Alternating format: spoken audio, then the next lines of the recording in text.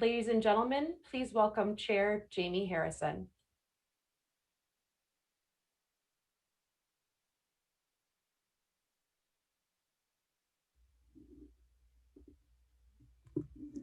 Hello, everybody. Hello, Democrats. I want to thank you all for joining us today for our virtual executive committee meeting. So I hereby call this meeting of the DNC Executive Committee into order. I don't know about you all, but this week I am particularly proud to be a Democrat. We had President Biden's first joint address to Congress where he laid out an ambitious agenda to help build back better, and we celebrated all that has been accomplished in the first 100 days of this administration. There is so much to be proud of and still so much work to do, but I know that together we can support the administration and get our beautiful country back on track. Now, before we get started, I do want to remind members of some meeting protocols in this virtual setting. If you have questions on points of procedure, please use the chat option in Zoom to speak with Philip, our Associate Director of the Office of the Secretary. During several portions of the meeting, we will also open the floor for questions. To notify our staff that you have a question, please use the raise hand option under the reactions button on the toolbar at the bottom of your screen. If you're unable to access this button, please notify Philip in the chat that you would like to ask a question. We will try to get to as many questions as time allows. So now let's move into our Pledge of Allegiance, and please join me in saying the pledge. I pledge allegiance to the flag of the United States of America and to the republic for which it stands, one nation, under God, indivisible, with liberty and justice for all. It is indeed my pleasure, my friends, to introduce Reverend Alvin Love, who leads Lilydale First Baptist Church in Chicago, Illinois. He's a progressive faith leader. Reverend Love has worked for over 40 years with elected officials and faith organizations, fighting for those who need the most help and to make sure that every voice is heard. He was particularly active in the Believers for the Biden Faith Group and served as an advisor for President Obama. Reverend Love was also an Obama Foundation scholar. Please join me in welcoming Reverend Alvin Love to give our invocation.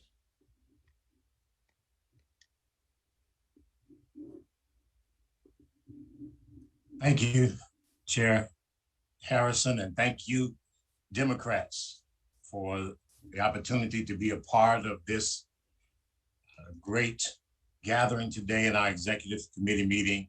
It's a real joy for me to be a part of this. As the chair said, I've been on this journey for a long time.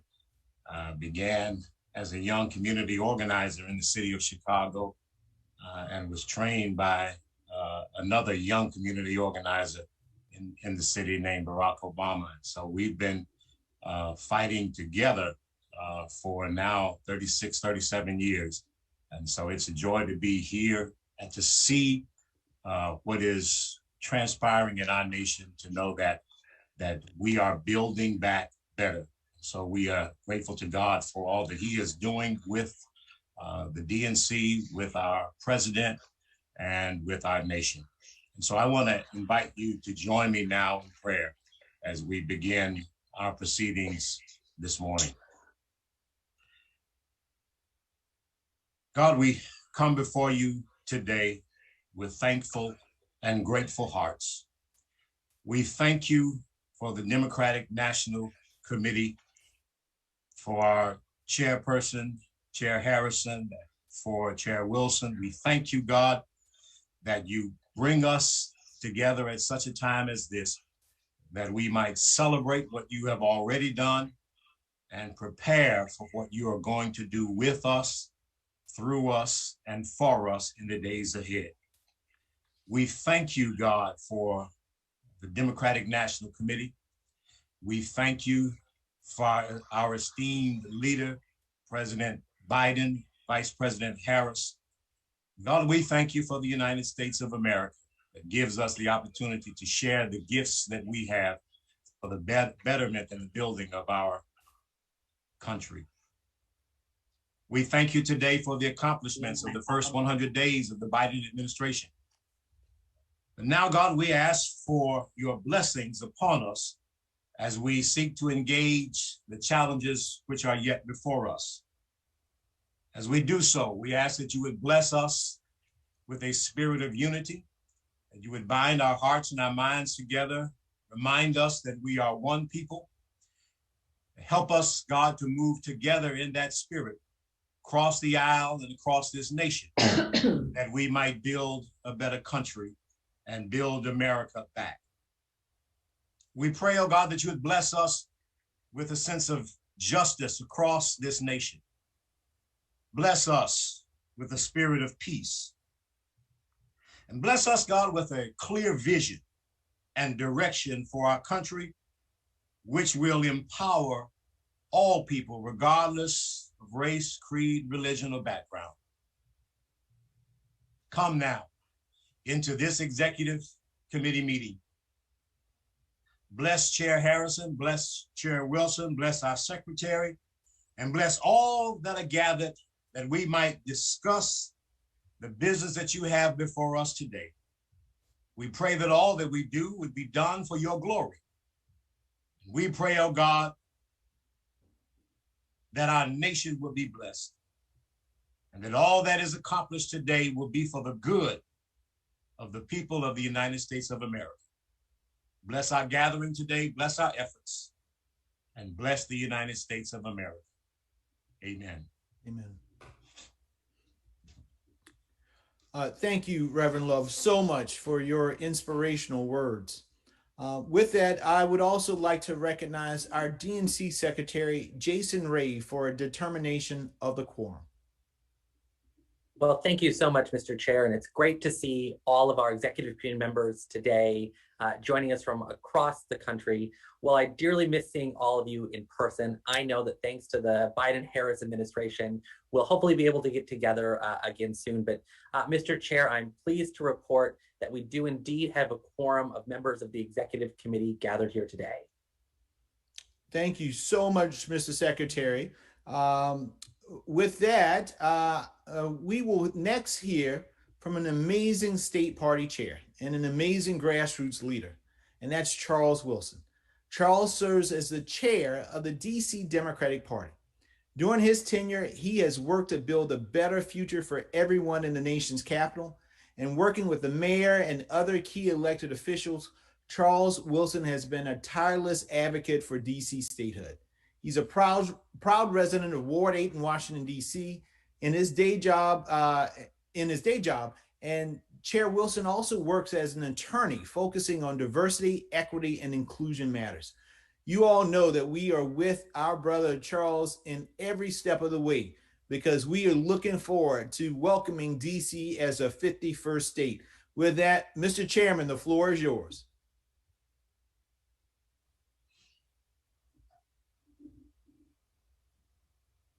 Mr. Chairman, thank you so much.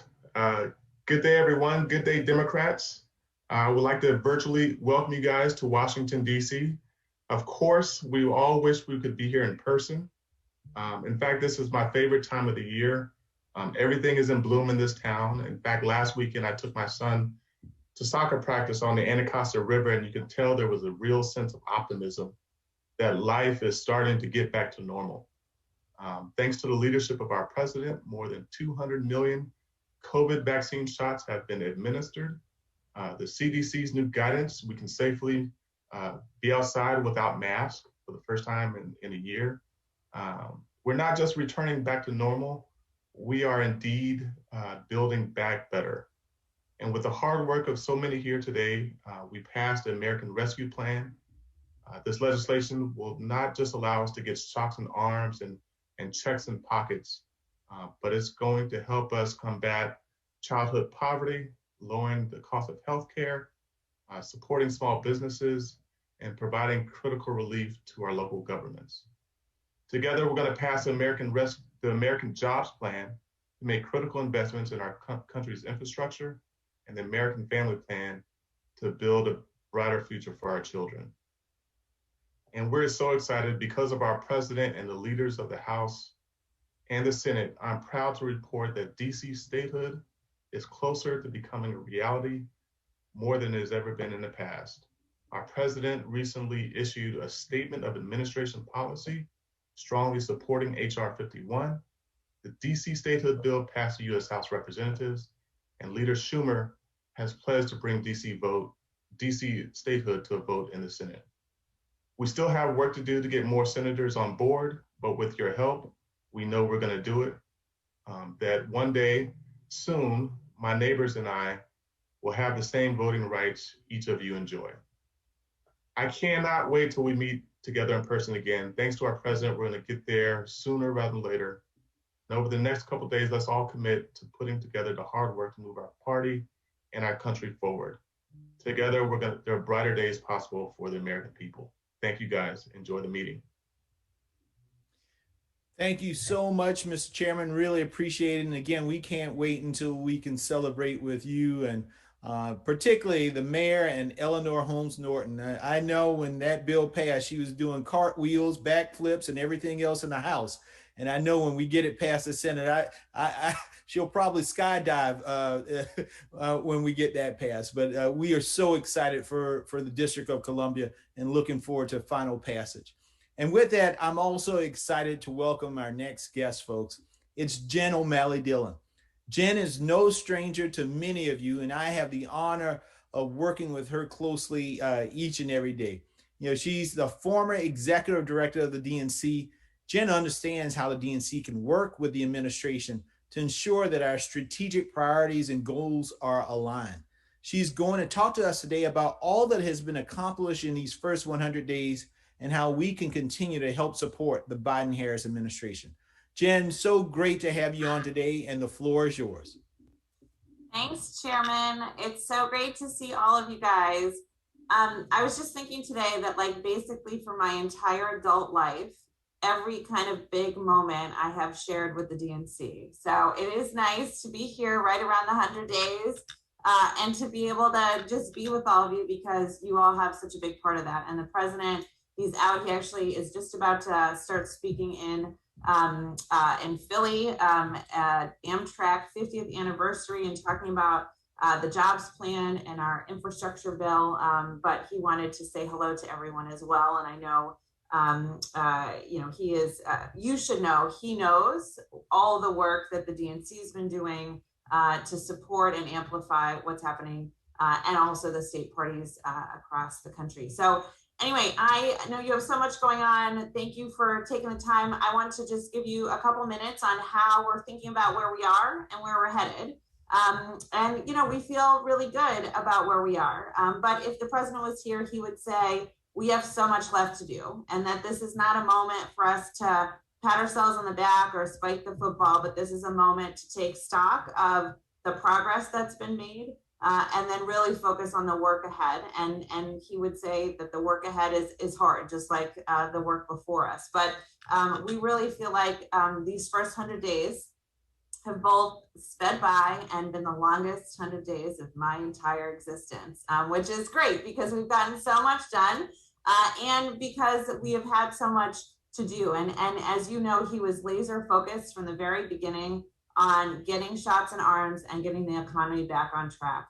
And all of you were such a big part of, in Congress, the passage of the ARP, the rescue plan, which really did exactly that. And to be able to move that as quickly as we were able to be able to get, you know, hundreds of millions of checks out the door as quickly as we could because people really needed it, was really his laser focus. But he also said from the beginning, and frankly from the beginning of his campaign, while we had to get the vaccines moving forward, while we had to get the economy back on track, we couldn't lose sight of the larger issues facing the country and that have been facing the country for a long time. And so as you saw, we have been working hard to roll out his vision for the path forward, which includes the jobs plan, historic investment on infrastructure, and infrastructure that includes, you know, bridges and roads, but also includes the grids, also includes the caring economy and jobs, climate. And so really trying to expand our sense of that infrastructure and what's needed. You probably saw some back and forth that we've had where many of our friends here on the Hill were trying to define infrastructure in a very narrow way, that that's the only thing we can focus on. But we all know how important it is to have this expansive sense of where we need to reinvest. And then hopefully you all had a chance to dig in for the joint address, which was, I thought, incredibly, obviously I'm biased, but incredibly good. You know, we've all watched so many of these. I don't think we've ever watched one where there was only 200 people in the audience.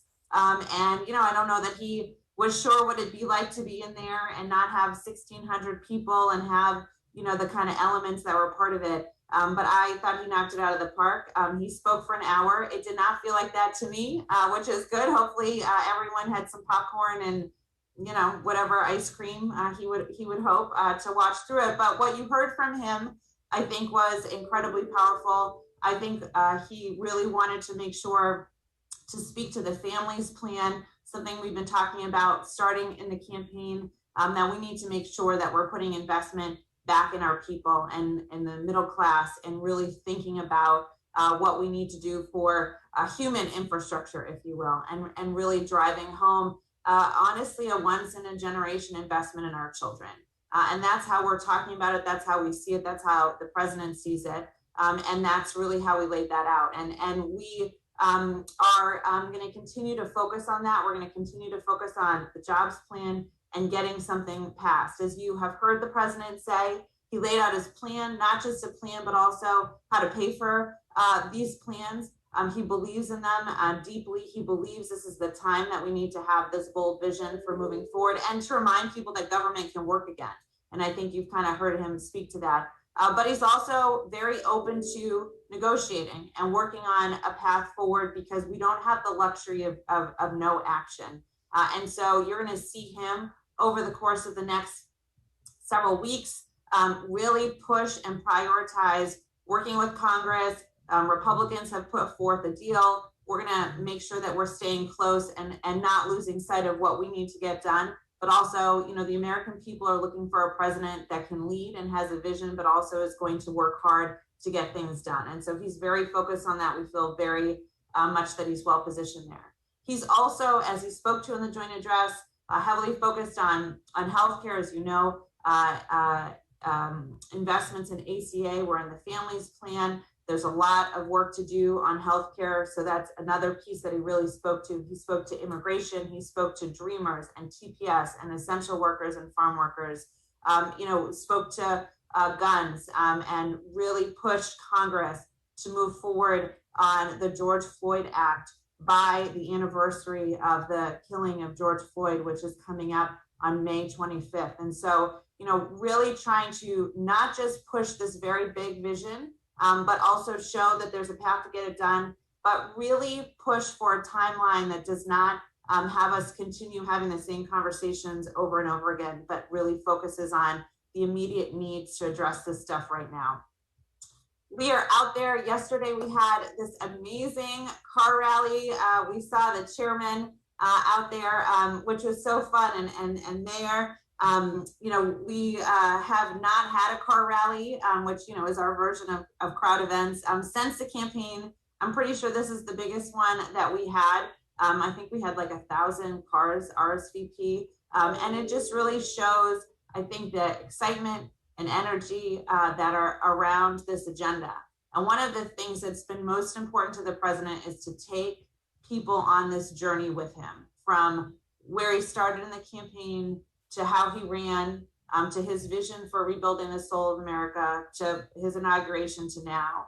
And that if we can do that and we can plug in and empower people to have a voice and a role in that vision, then that our ability to be successful now in 21 and 22 and to pass our agenda is so much greater. And so that is why he sees the partnership with all of you is foremost in his mind and priority, to be able to really build that connection with our supporters and our volunteers, and for all that you've already done. Obviously, we have a footprint here and we have outreach that we can do in the White House, but we don't have the reach. We don't have the ability and the capabilities to reach supporters and Democrats in the ways that you all have. and doing it so quickly and so amazingly with the advertising, the billboards. Who would know that people love billboards and the press like to write about billboards like they do? But you guys have really hit the sweet spot there. But really, from the chair's leadership and push to action and amplification on this agenda, and going directly to the American people. So that's really what you're going to see the president continue to do as he travels. He's going to go not just to blue states and swing states, he's going to go everywhere, as will the First Lady and the Vice President. The entire cabinet is out over the next couple weeks really pushing this. But the work of the DNC and the work of the state parties to really be the face and engage and bring people into this process and bring them into the journey so they feel like their vote mattered, that what they said and believed in November of 2020 is being borne out, and the impact that we are having in people's lives. And it's not just an abstract policy conversation. It is real, tangible results, shots in arms, checks, jobs, schools reopening, people's lives coming back. You're going to hear the president speak next week a little bit more on COVID and what to think about what's happening next. How do we think about the 4th of July? A date and time he really kind of set for looking at this new normal, but also not losing sight of the fact that we can't just go back to pre-pandemic. We have to really strengthen these institutions and rebuild. And that's really what he's been focused on. And he's also just so thankful for all that you've been doing and knowing that he has a partnership and millions of people that he can reach in a way that no president has been able to do that. And so, at the end of the day, the work ahead is incredibly hard. The path forward, I know history is not on our side from an electoral standpoint, but we refuse to hear that or believe that that is our fate, because we know what's already happened, this unprecedented time that we've all been living through, and the opportunity here to make people's lives better in a way that they will feel for the rest of their lives. And I think at the end of the day, I know we are saying this, we have a staff meeting at the White House later today. We all have been a part of this. For me, with my first tour in government, which I'm, still learning, I've spent my whole life trying and talking about how important it is to elect people that can lead to make people's lives better. And now we're part of actually doing that in a way many of us have before, but certainly not at this magnitude and this need across the board. And I think that as we look to these past 100 days, there's so much to be proud of, but so much to make sure that we don't leave it at that and we keep building forward. And for the president, he's out there to do whatever he can to be in partnership with all of you. He really has spent his entire career making sure that he was not just looking out for himself, but he wanted to help wherever possible. How many of you have seen him at state party events and events for down ballot candidates? And that's really who he is. He wants to keep doing that. He did that during the campaign. And because of that, I think we were as successful as we were, and really look forward to doing that as we move forward. And I know he'll get a chance to speak to you guys at some point as well. But really just wanted to share some thinking here. Really stay connected with everyone, with Jamie and the team. Whatever you need from us, if there are things that you feel like would be more valuable to be getting from the White House, talking points, if there are activities and events you want to put on the radar, we're ready to listen, and we look forward to planning into May and into the summer and getting to this place where we can, in fact, all meet together, certainly, and hopefully in the fall. But really appreciate the time, appreciate all of you, and can't wait to the next seminal moment of my life to be back with all of you to share it and to share it as part of all the work we do together. So thank you so much, Jamie, and thanks everyone. Thank you so much, Jen. I know I can speak on behalf of everyone here in saying that we look forward to being in this fight with you. Thank you so much for what you do each and every day, and for working with our president and vice president.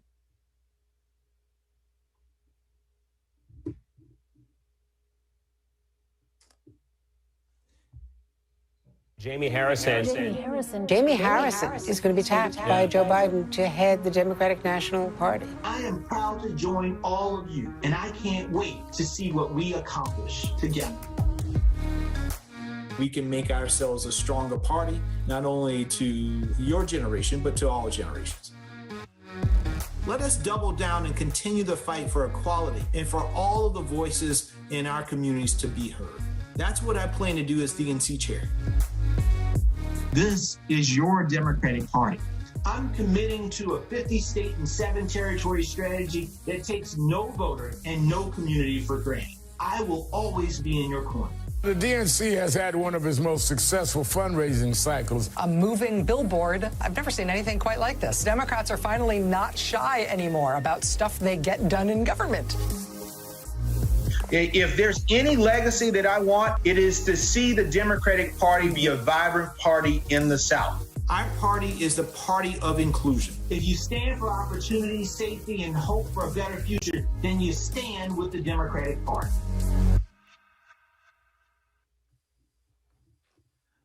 Good afternoon, everybody, and thank you again for joining. And, before we get started, I'd really like us to acknowledge the recent passing of former Vice President Walter Mondale. He is a son of Minnesota, and he was a lifelong Democrat and a steadfast supporter of social justice. As Vice President, he redefined the role to be a model for real partnership with the president. And he made history by naming a woman to be his running mate when he ran for president. We are thankful for his example. We're thankful for his friendship. We're thankful for his service. And we send our condolences to his family and to the legion of people who count themselves as Walter Mondale stands. Please join me and observe a moment of silence in honor of Vice President Walter Mondale.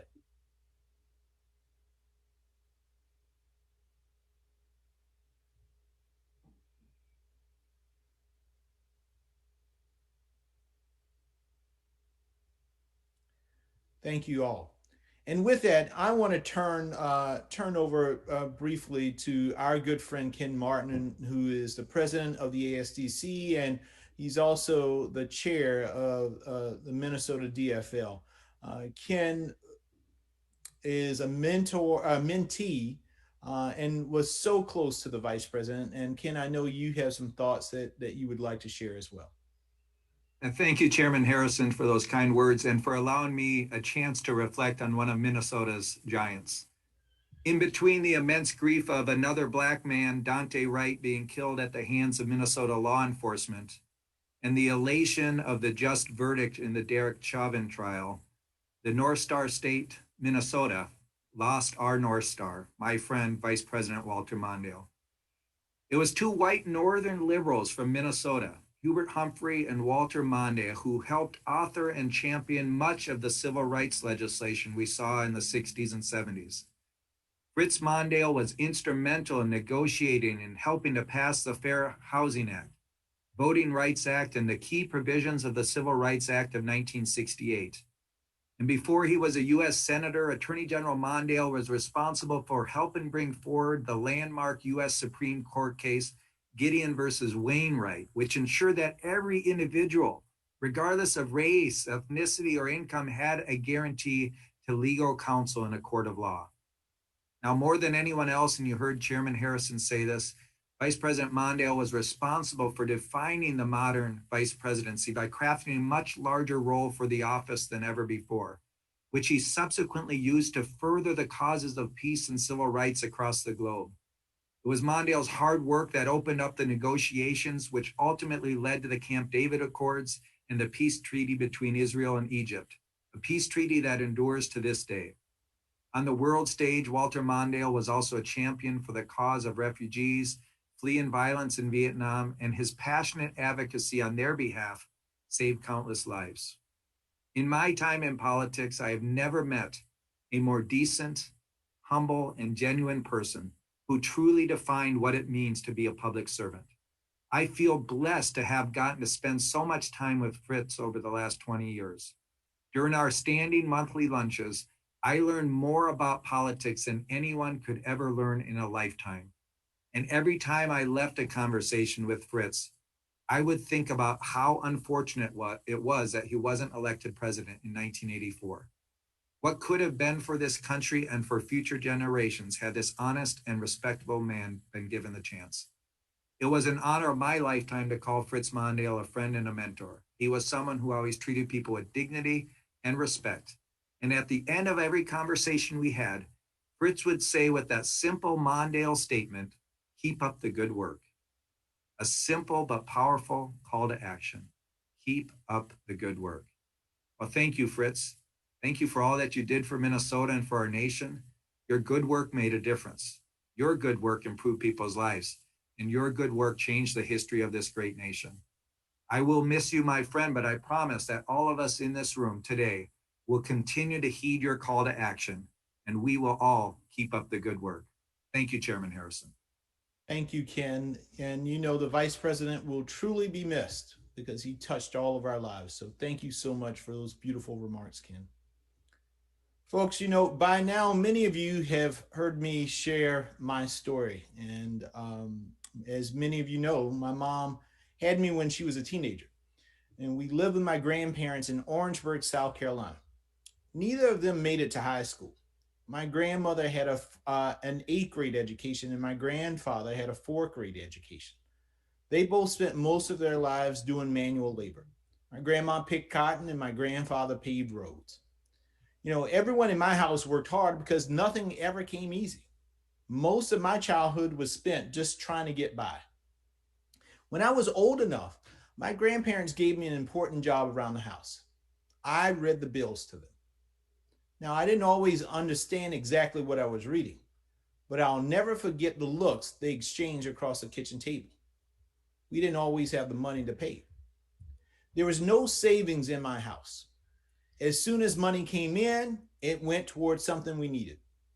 One extra expense or unexpected bill meant we had to do without something.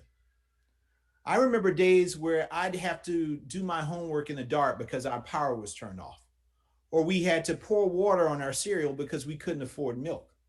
There were days when we scrambled around the house looking through couch cushions to find enough change to put gas in my grandfather's car. At one point, the sheriff knocked on our door and told us that the bank was foreclosing on our house. My grandfather didn't understand because he paid his mortgage in person every month. It turned out that the man that he was paying had defrauded him. We spent months living on family members' couches. If it weren't for government assistance programs and policies put forth by Democrats years ago, we wouldn't have been able to manage. Republicans like to talk about people who abuse the system. As a product of the system, I can tell you this: no one wants to be a part of those government programs. We just want to get by. If my family didn't have that little extra help to keep our heads above water, I would not be here with you today.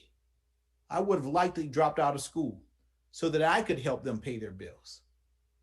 Even just minimal assistance relieves enough stress to allow you to think about more than what's in front of you. It allows you to plan for the future. It gives you opportunity. It gives you hope. And that's the thing, my friends. The average American doesn't care about floor votes or policy debates or budget talks. The average American is looking for opportunity. It's up to our leaders to represent our best interests and to make our opportunity their priority. And that's how you achieve the American dream. The COVID crisis has highlighted how there are still folks out there who can relate to the way that I grew up.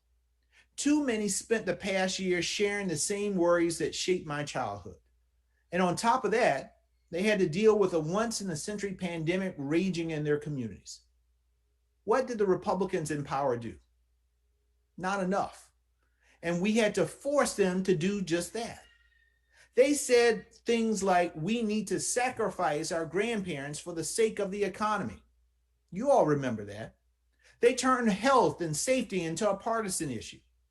They failed to meet the moment when the country needed leadership most. So the American people kicked them out. They said that they're tired of elected officials who don't deliver. And they elected President Biden and Vice President Harris, and they elected Democrats to the Senate and to the House.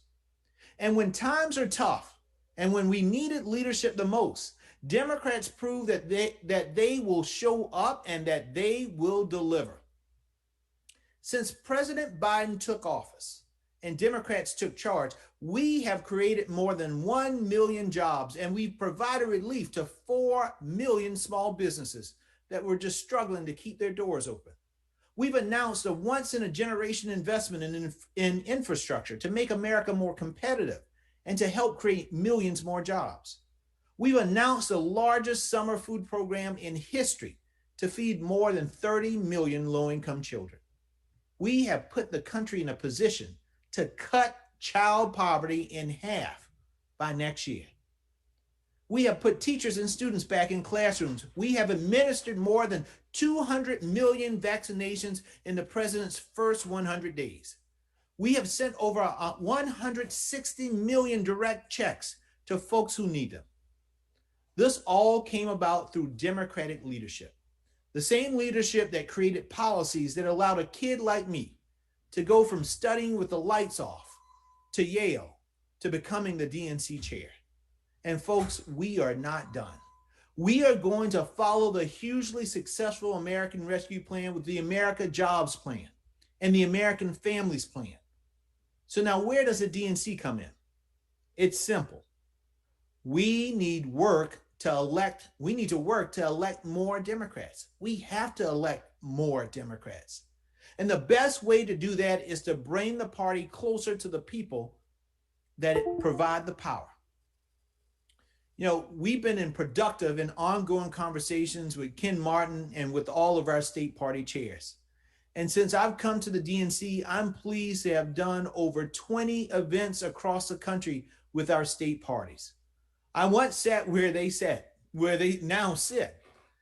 And this executive committee is such an important and critical source of input and advice. And let me tell you, I value each and every one of you. My lines, my phone, my email, my text messages are open to you all because I value your guidance. I value your advice and your feedback. So continue to provide it. Continue to give me your feedback. Continue to give me your guidance. In addition, the 20 chair chats I've been able to complete with our caucuses and councils have been a rich source of information and perspective. That's the kind of engagement and partnership that is helping us solidify our path forward. Earlier this week, I announced that we are going to make our earliest and largest investment ever in a midterm election. Over the next year, we will invest $20 million in midterm programs, and that's just for 2021, y'all. That's before we even get to January 2022. We are organizing our work and these investments around 4 pillars. We will build and maintain a robust infrastructure in all 57 states, territories, and jurisdictions. We will talk to voters early and often and be where they are. We will act smarter and expand our data and technology reach, and we will do the work right with a fair, transparent, and equitable party. My friends, this ain't your grandmama's party. This is the new DNC. And to achieve pillar number 1, we will build on the foundation of strong, coordinated organizing efforts to focus on our 50 states, our 5 territories, DC, and the Democrats abroad. Democrats will no longer cede votes because of geography. We wish to lead the whole country, not just the areas that are friendly to us. We have to lead the whole country. We will make smart early investments in staff and systems for organizing, operations, and analytics. We will maintain close partnerships with state parties and sister committees to scale our successful programs. Staff will be on the ground helping navigate the complex and changing election processes as well as the constant GOP voter suppression efforts, which will likely get worse as we get closer to 2022. That means funding our biggest ever voting protection program, and for the first time, placing embeds in critical states like Arizona, Michigan, North Carolina, Nevada, and Pennsylvania, and so many other places, folks. We will expand more broadly, and by this summer, we will fund dozens of staff members on the ground for the 2022 election. And we will be doing more than simply watching the polls. Voter protection means education, access, and advocacy. The DNC is no longer waiting for the fight to come to us. We'll be spending more this year proactively defending every American's right to vote. We will work with our DNC caucuses and our councils, and most importantly, local leaders to develop aggressive, multi-pronged constituency programs in the regions where we need a stronger presence. We will also invest in building a deep bench by expanding on the pipelines of diverse local talent that we started way back in 2019. We will build on the remarkable virtual organizing efforts in 2020 and create earlier and broader opportunities for activists to engage than ever before. We're going to engage our 200,000 active online volunteers who are ready to work right now. To achieve pillar number 2, we will talk with voters through a consistent and coordinated stream of communication efforts. Democrats will use all of the resources and people available to us to communicate disciplined messages addressing the day-to-day issues faced by middle and working class voters. We will take advantage of content partnerships, micro-influencers, social media, traditional media, and all types of other integrated marketing tools to build the DNC as a strong brand. We will amplify the White House communications and highlight the administration's accomplishments. We will also coordinate our efforts and communications with our sister committees. I have already begun monthly meetings with the chairs of the DGA, the DCCC, and the DSCC, and I'm looking forward to meeting with our leaders in DMO and DLCC and so many other groups. Regional staffers will work with state parties to specifically target local media, especially in the battleground states. I'm looking forward to working with our union partners. The DNC War Room will provide rapid response to breaking news and holding Republicans accountable. And I will personally be anywhere and everywhere spreading the DNC's message. Folks, I plan, once COVID allows us to visit all 50 states, and I hope I can visit our territories as well. To achieve pillar number 3, we will invest in data and technology. And that makes us smart as as smart as the voters that we engage. Democrats are not going to chase gut feelings about the election. We're going to gather and study and build a hub of knowledge so that future campaigns can apply lessons learned and see elections won. If there was any blessing of the past year, it was that everyone learned that there is more than one way to do campaigns. Even a large national organization like the DNC can adapt quickly to the changing times. Television ads are not the only way to reach voters, folks. Now, this doesn't mean we're going to abandon all of our previous campaign strategies. In fact, we're not dictating strategy at all. We are providing resources. We're building a library of knowledge and a coalition of people that are available to all Democrats. Whether you are progressive, moderate, or somewhere in between, we're going to help you get elected up and down the ballot. Think of the DNC folks as the hub of the wheel and every campaign as the spokes. All of us are working towards moving this great country of ours forward. And finally, to achieve pillar number 4, we will view all of the work we do through the lens of fairness, transparency, and equity. Democrats will practice what we preach. Our internal actions will reflect our external mission and our values. At this very moment, we are interviewing candidates for a new council and director of diversity, equity, and inclusion at the DNC. My friends, this isn't a vision statement that we'll review and discuss for several months or even years. This is an action plan that we're ready to implement now. We're already working in Virginia and New Jersey, and we plan to play a bigger role much earlier than ever before in 2022 midterms. We're going to put our cash to work early to double the time our programs have to engage voters. In some states, that means building campaign infrastructure 6 months to a year in advance. In other states, that means starting right now. We will be doing more than ever before to support state parties around the country and to work with our sister organizations to compete in our top battlefields. And I know I've been a broken record in saying this, but the Democratic Party can't just be a political organization. We have to be a community organization, addressing the everyday needs of people across this country. And that requires a year-round presence. We plan to invest millions in early organizing programs distributed around the country. These programs will be the seeds for local Democratic voices to come together and to grow stronger as we move closer to Election Day. We're going to arm all of that local talent with resources to keep building and making connections. For 2022, we are going to empower our organizers to build a foundation of relationships right now, long before the elections enter the minds of average voters. We want to use this time to learn all that we can about communities and their needs and how we can best serve them. We're going to take our direction from the people who know the communities best.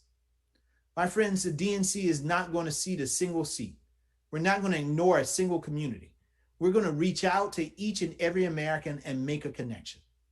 In his remarks to Congress this week, President Biden said, after 100 days of rescue and renewal, America is ready for takeoff. My friends, I'm excited to say the Democratic Party will lead that takeoff. And I'm even more excited and thankful to have you join me on this journey. So just a little business for me before I hand things back over.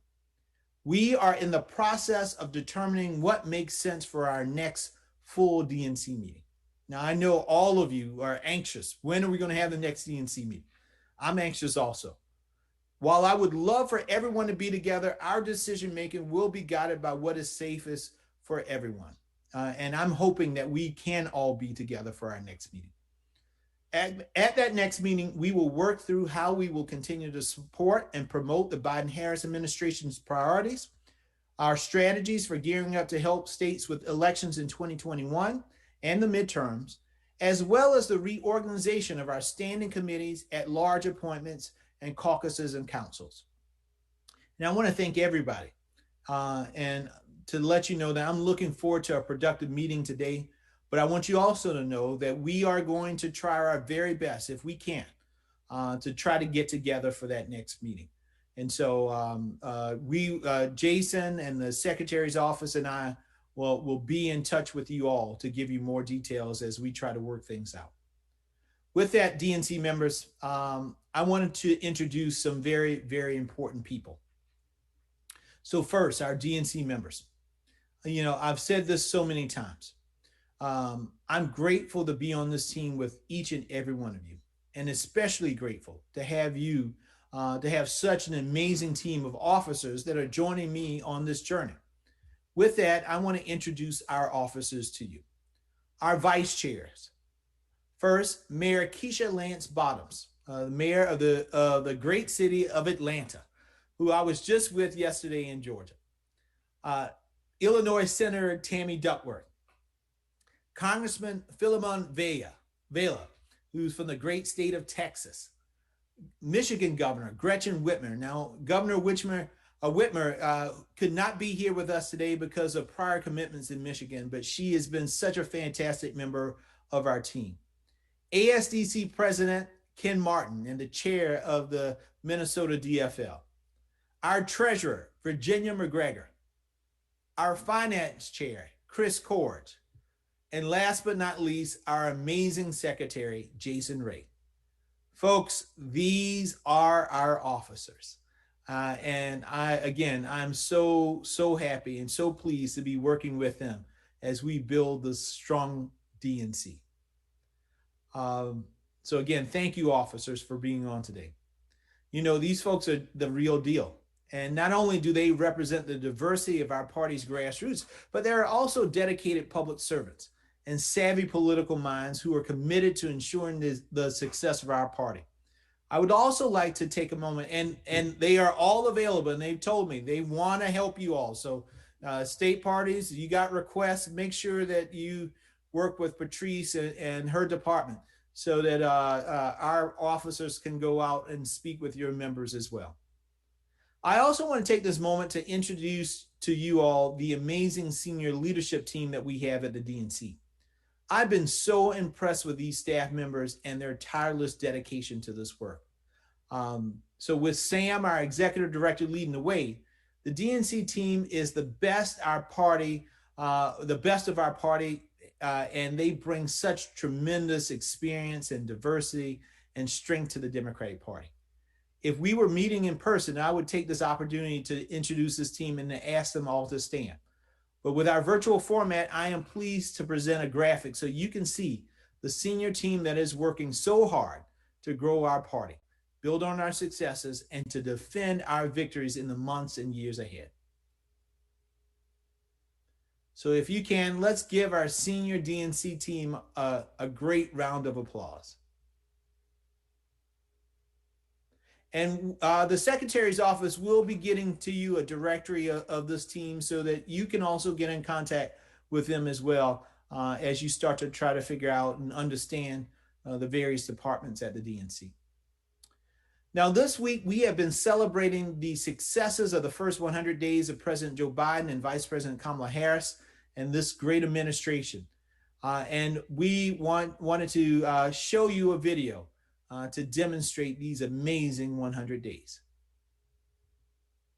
In his first 100 days. I immediately rejoined the Paris Agreement. 200 million shots. 150 million relief checks. Pushes to reopen schools. Reversing a ban on transgender people serving in the military. Put an end to the Muslim ban. Bolstering the DACA program. The list goes on and on and on. And on and on. To be clear, these are just some of the first steps that President Biden is going to be taking. Help has arrived, America.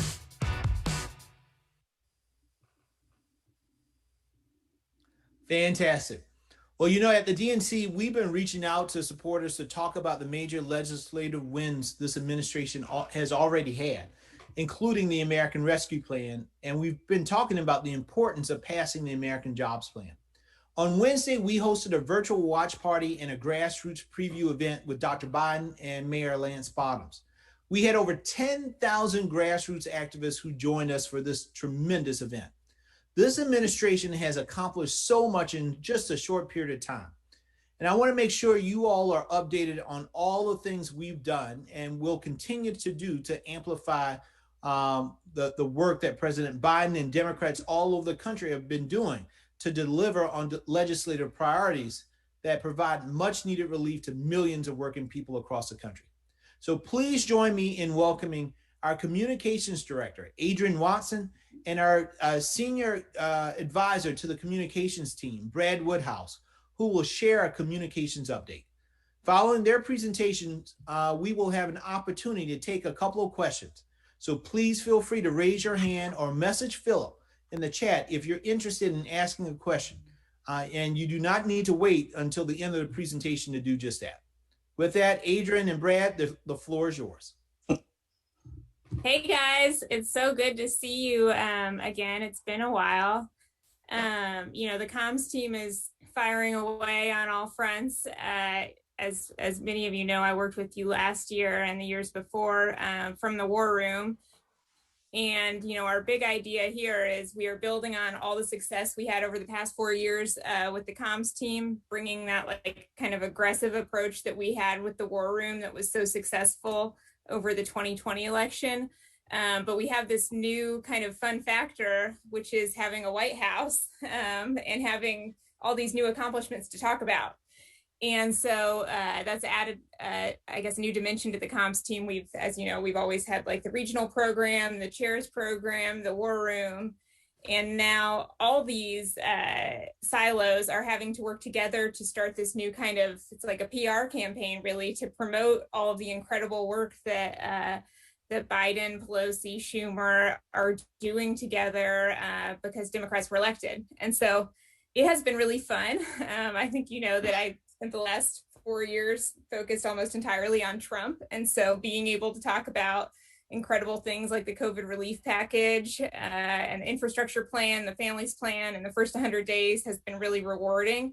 But certainly not putting that other work on the back seat, but we are able to kind of push these dual tracks that are holding Republicans accountable, but also showing people what happens when Democrats are elected and what the incredible things are that come to our communities as a result.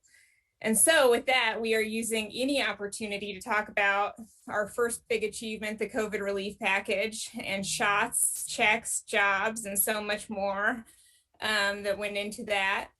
And, you know, the most recent hook has been this week talking about the first 100 days of the Biden presidency and all the incredible work that we've accomplished. One of the things I think that we've been trying to innovate on and do more with is getting as much surround sound as possible by amplifying our message through allied organizations and state parties really closely, and then working to provide the tools that allow for state parties and our sister organizations to be saying the exact same simple message as us versus everybody kind of making their own iteration that maybe makes it harder to have a message resonate. So as part of that, we've been making these digital toolkits that are so widely used, so exciting. I think our first one on the first day, I could see that 421 different Democratic organizations had used the messaging in it that day alone, which was a really good sign. And so as part of that, we have invited back, I think, everyone's favorite former DNC staffer, now DNC advisor, Brad Woodhouse, who had my job not once, but twice. And is just the most incredible resource, and who I have worked with a lot previously in other jobs. And so I have recruited Brad to do these message trainings, and you wouldn't believe how many people have done them so far. We've done like 25 alone in the first kind of month for huge organizations, for Run for Something or ASDC or our members, whomever. And it's just such an important step because Brad is very engaging and gets across the message, but is also delivering this message that is like simple and so effective. So with that, I will kick it to Brad to go over the messaging that we have been using for the first 100 days. Great. Adrian, thank you. And of course, I want to thank the chair. And let me just reiterate what he said. I have been communications director at the DNC twice. I was there in the general election in 2008, came back in 2009, and was there through the summer of 2013. And we had a great team, but I've never seen anything like the team that we have at the DNC right now, from voter protection to the chair's office, to the leadership in the C-suite on down to communications, digital, political. I mean, it is a tremendous team. And it really does take a village to run a party. And it takes a village to win the presidency. And it takes a village to govern. And all of you are the village leaders. And it is so important that you all be engaged in the effort to sell this presidency, to sell our accomplishments, and to do it because the American people need to know about it, and it's important politically. So before we go to the slides, let me just talk about why this is so incredibly important. I mean, we really are. Look, it's great to be a Democrat right now. We have a popular president, we have popular policies, and we're getting a lot of stuff done, and it's very exciting. And the policies that we are passing, I mean, a lot of them have 90% support. Some of the policies we're pursuing, like on guns, had 90% support. But recent polling shows that Democrats in Congress have an approval rating less than 50%. President Biden's approval rating is historically strong in these polarized times, but it's still in the mid-50s. So our policies are running way ahead of our party and our party leaders. And what we got to do is we got to connect the two. We got to make sure that people know that if you like these policies, you need to credit the people that gave them to you. And that's what talking about the American Rescue Plan, that's what talking about the American Jobs Plan and getting it passed. And that's what talking about these first 100 days. And ignore the fact that 100 days was yesterday, or depending on how you count, it may have been today. That we can talk about what this president accomplished and proposed in the first 100 days for the next 100 days. And we have to do it if we're going to be successful as a party. So let's start the slide presentation. I'll run through this as quickly as I can. Okay, so I'm looking at mine. So back on track, that is the message. I think the other piece that is so important to recognize is what the vice president said in that video. Help has arrived. And with help, we're getting America back on track. So the Back on Track campaign, which was the messaging around the first 100 days, the DNC kicked off several weeks ago. And let's go to the next slide, and let's show you this ad that we ran all across the country in battleground states and nationally. He's delivering 3 million shots a day, 200 million doses so far, 150 million stimulus checks delivered, 1 million jobs created, more jobs in the first 2 months than any administration in history. Plans to rebuild America's roads and bridges and create 2 million more jobs funded by corporations paying their fair share. President Biden getting America back on track. The Democratic National Committee is responsible for the content of this advertising. Getting America back on track. That's exactly what this president said that he would do. So that's the top line. That is what we want to talk about. We want to talk about getting America back on track. We're not there yet. We got a lot left to do. Haven't done it all in the first 100 days, but in President Biden's first 100 days in office, he and Democrats have acted to get America back on track, vaccinating Americans in this pandemic, shots in arms, getting relief to the American people, checks in banks, making transformational changes and proposals to get this economy moving again and make sure that families have a chance to be first again, that people can work and have a family, and fundamentally changing the way that people think about government in their lives. America is back because we're doing the things that America elected all of us Democrats to do. And it's more important than ever that we make sure voters know these accomplishments and who delivered them. Next slide.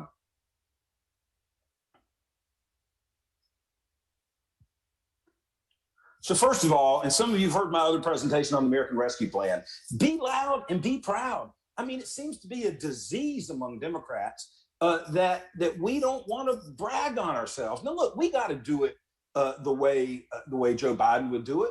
We got to do it with humility, and we got to do it with statistics, and we got to do it with facts. But we do have to do it. We got to talk about delivering payments. We got to talk about delivering vaccines. We got to talk about delivering jobs. We got to talk about cutting child poverty in half. We got to talk about getting healthcare premiums down. We got to talk about building roads and bridges. And we got to fight back against Republicans. Infrastructure isn't just road and bridges. It's not just physical infrastructure. We need human infrastructure. We need investments in our people. We need investments in our children. We need investments in families. And that's what this president is doing. That's what this party is doing. And as the president would say, probably it's a BFD. Next slide. And look, we have a lot to celebrate. And we should ignore a lot of the crap that comes from Republicans. I heard, Rob Portman, we're proposing $6 trillion in spending and tax increases. You know what? Yes, we are. And the American people support it. But we got to take credit. We got to do it, like I said, the way Joe Biden would do it. And we also have to deliver contrast. We have to do both as a party. The president and the White House, they can go out there, and the president had, his speech to Congress was so good. And he reached out to Republicans just like he should. He's reaching out to them on infrastructure. He's trying to find common ground, just like he did on the American Rescue Plan. No one expects them to reach back, but he's trying. But we as a party, and on his behalf, have to deliver a contrast. We have to make sure that people know that the president passed legislation to get checks in banks. No thanks to Republican. The president passed legislation to get shots in arms. No thanks to Republicans. This president is going forward with plans to rebuild bridges and roads and invest in human infrastructure, and invest in childcare and cut child poverty in half. And he's doing it without the support of Republicans. So these are the two C's. We got to do credit. We got to do it the way Joe Biden would do it. We're having success right now because his tone, the way he talks about the things that we've accomplished is exactly the way that we should be doing it. But we also have to deliver that contrast. And by the way, I don't know that we have a slide on hypocrisy. One of the things that we want to do on contrast is to remind people what hypocrites Republicans are.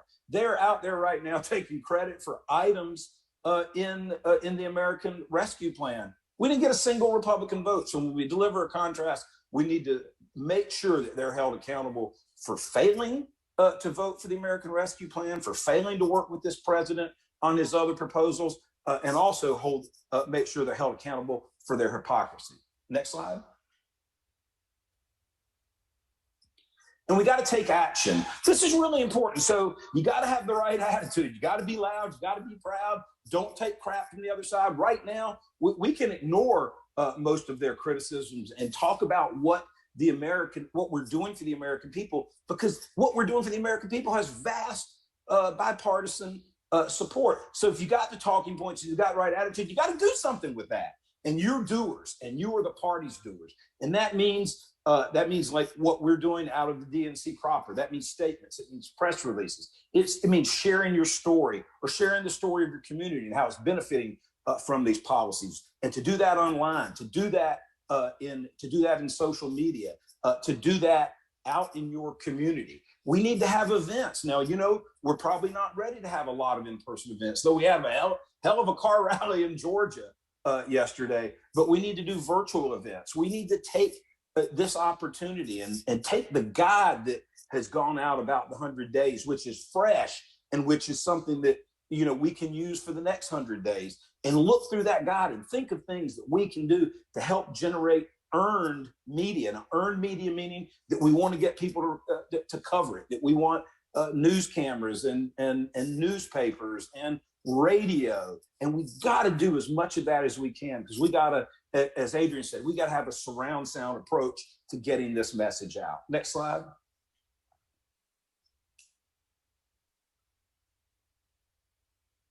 And look what can happen when you get a little earned media going. I mean, this was such a great event. So this was set up by DNC Comms, and this was a visibility event on the left-hand side. Biden, shots, checks, jobs, and this was a visibility event with light brights that was held in front of the Capitol the night before the president spoke in a joint session of Congress, and that was put up on the Getty Wire, and it went in newspapers and online all across the country. And then here you see on the right hand side, wonderful coverage of the president's address, but also of a DNC event to bracket the president's address that happened on the same day on the front page of the newspaper. So, don't think that anything is too small. Letters to the editor, op-eds, just getting a press release out so that the press sees it, getting it online so your followers see it, getting a statement out. It's all so important to this effort. Next slide.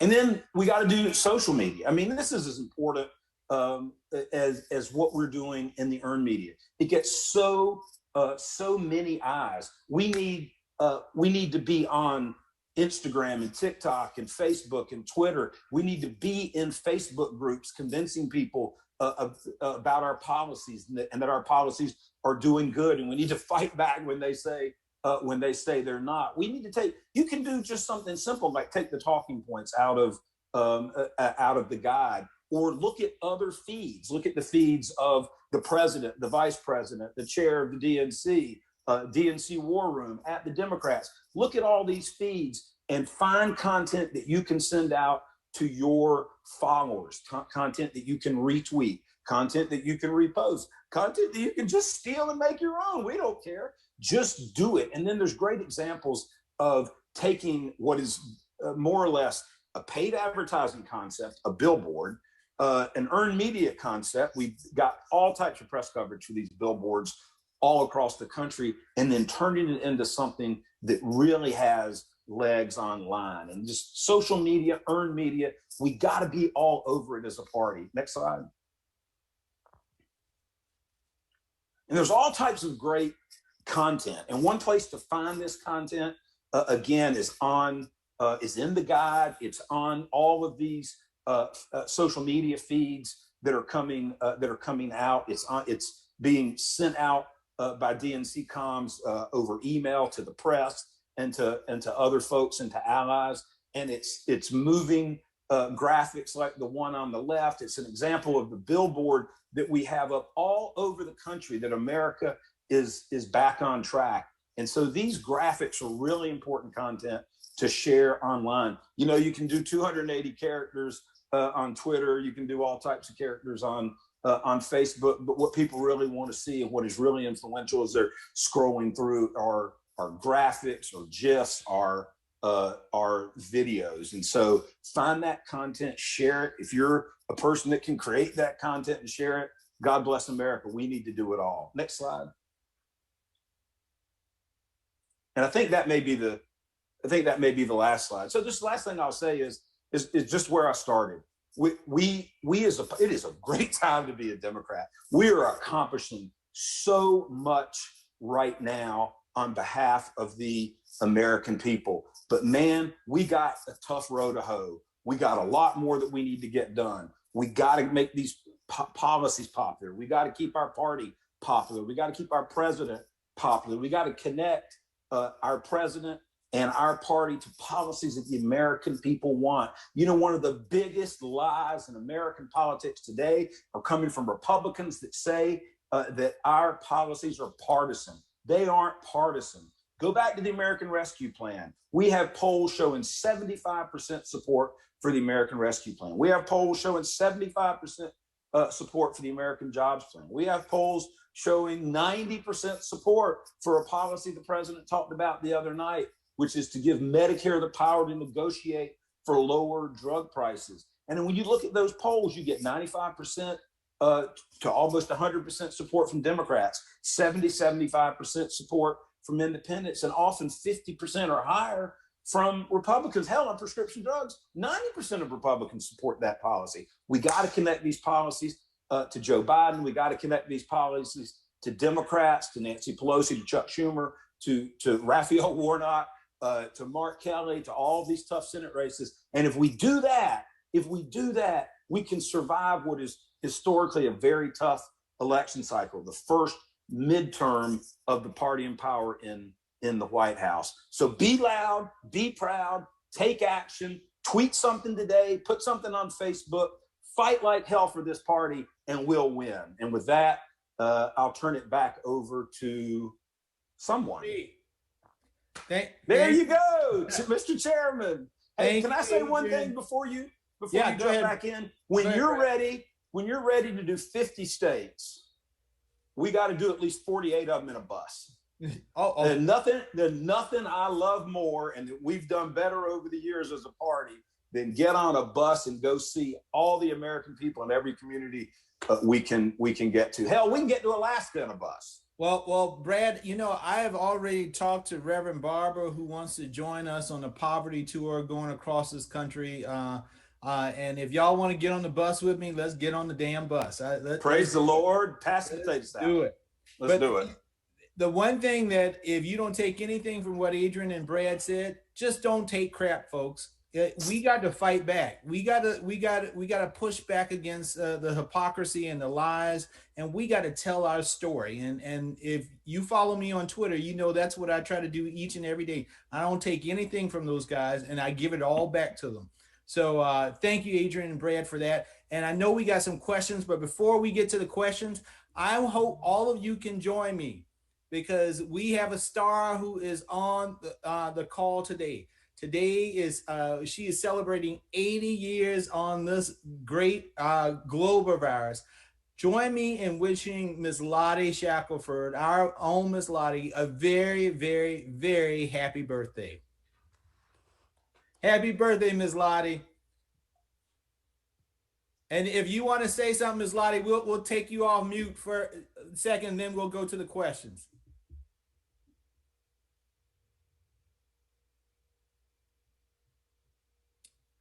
I don't know if you can. Folks, can get Miss Lottie off mute?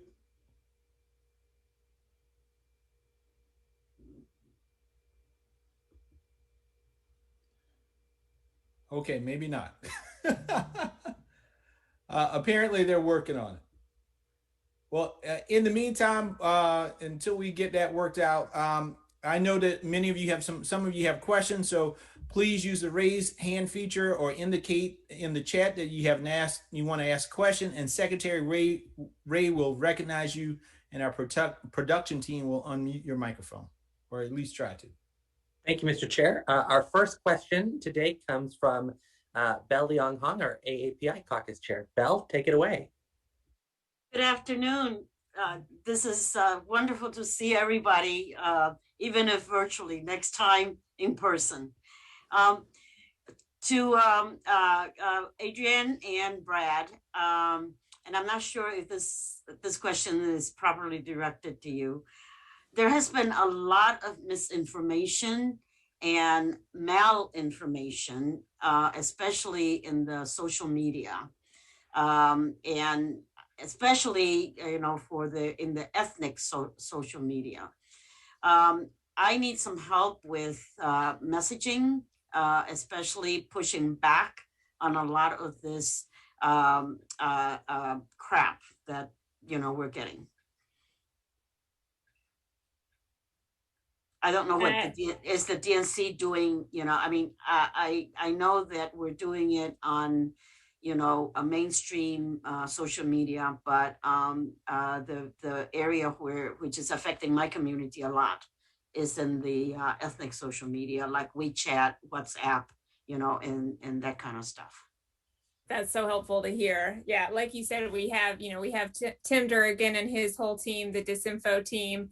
And he's been working with, I think Danae has been working with you a little bit on more AAPI outreach. And we had talked about running, first talked about running ads in some ethnic media, but she's been finding these and she's been sending me these Instagram pages that are, I don't know if you know what Next Shark is, and some of these others. I think the way to combat disinformation anywhere, right, is to arm influencers with facts that push back. So, we can push back, but people are going to, believe it the most when they hear from other trusted sources, right? So building out those networks.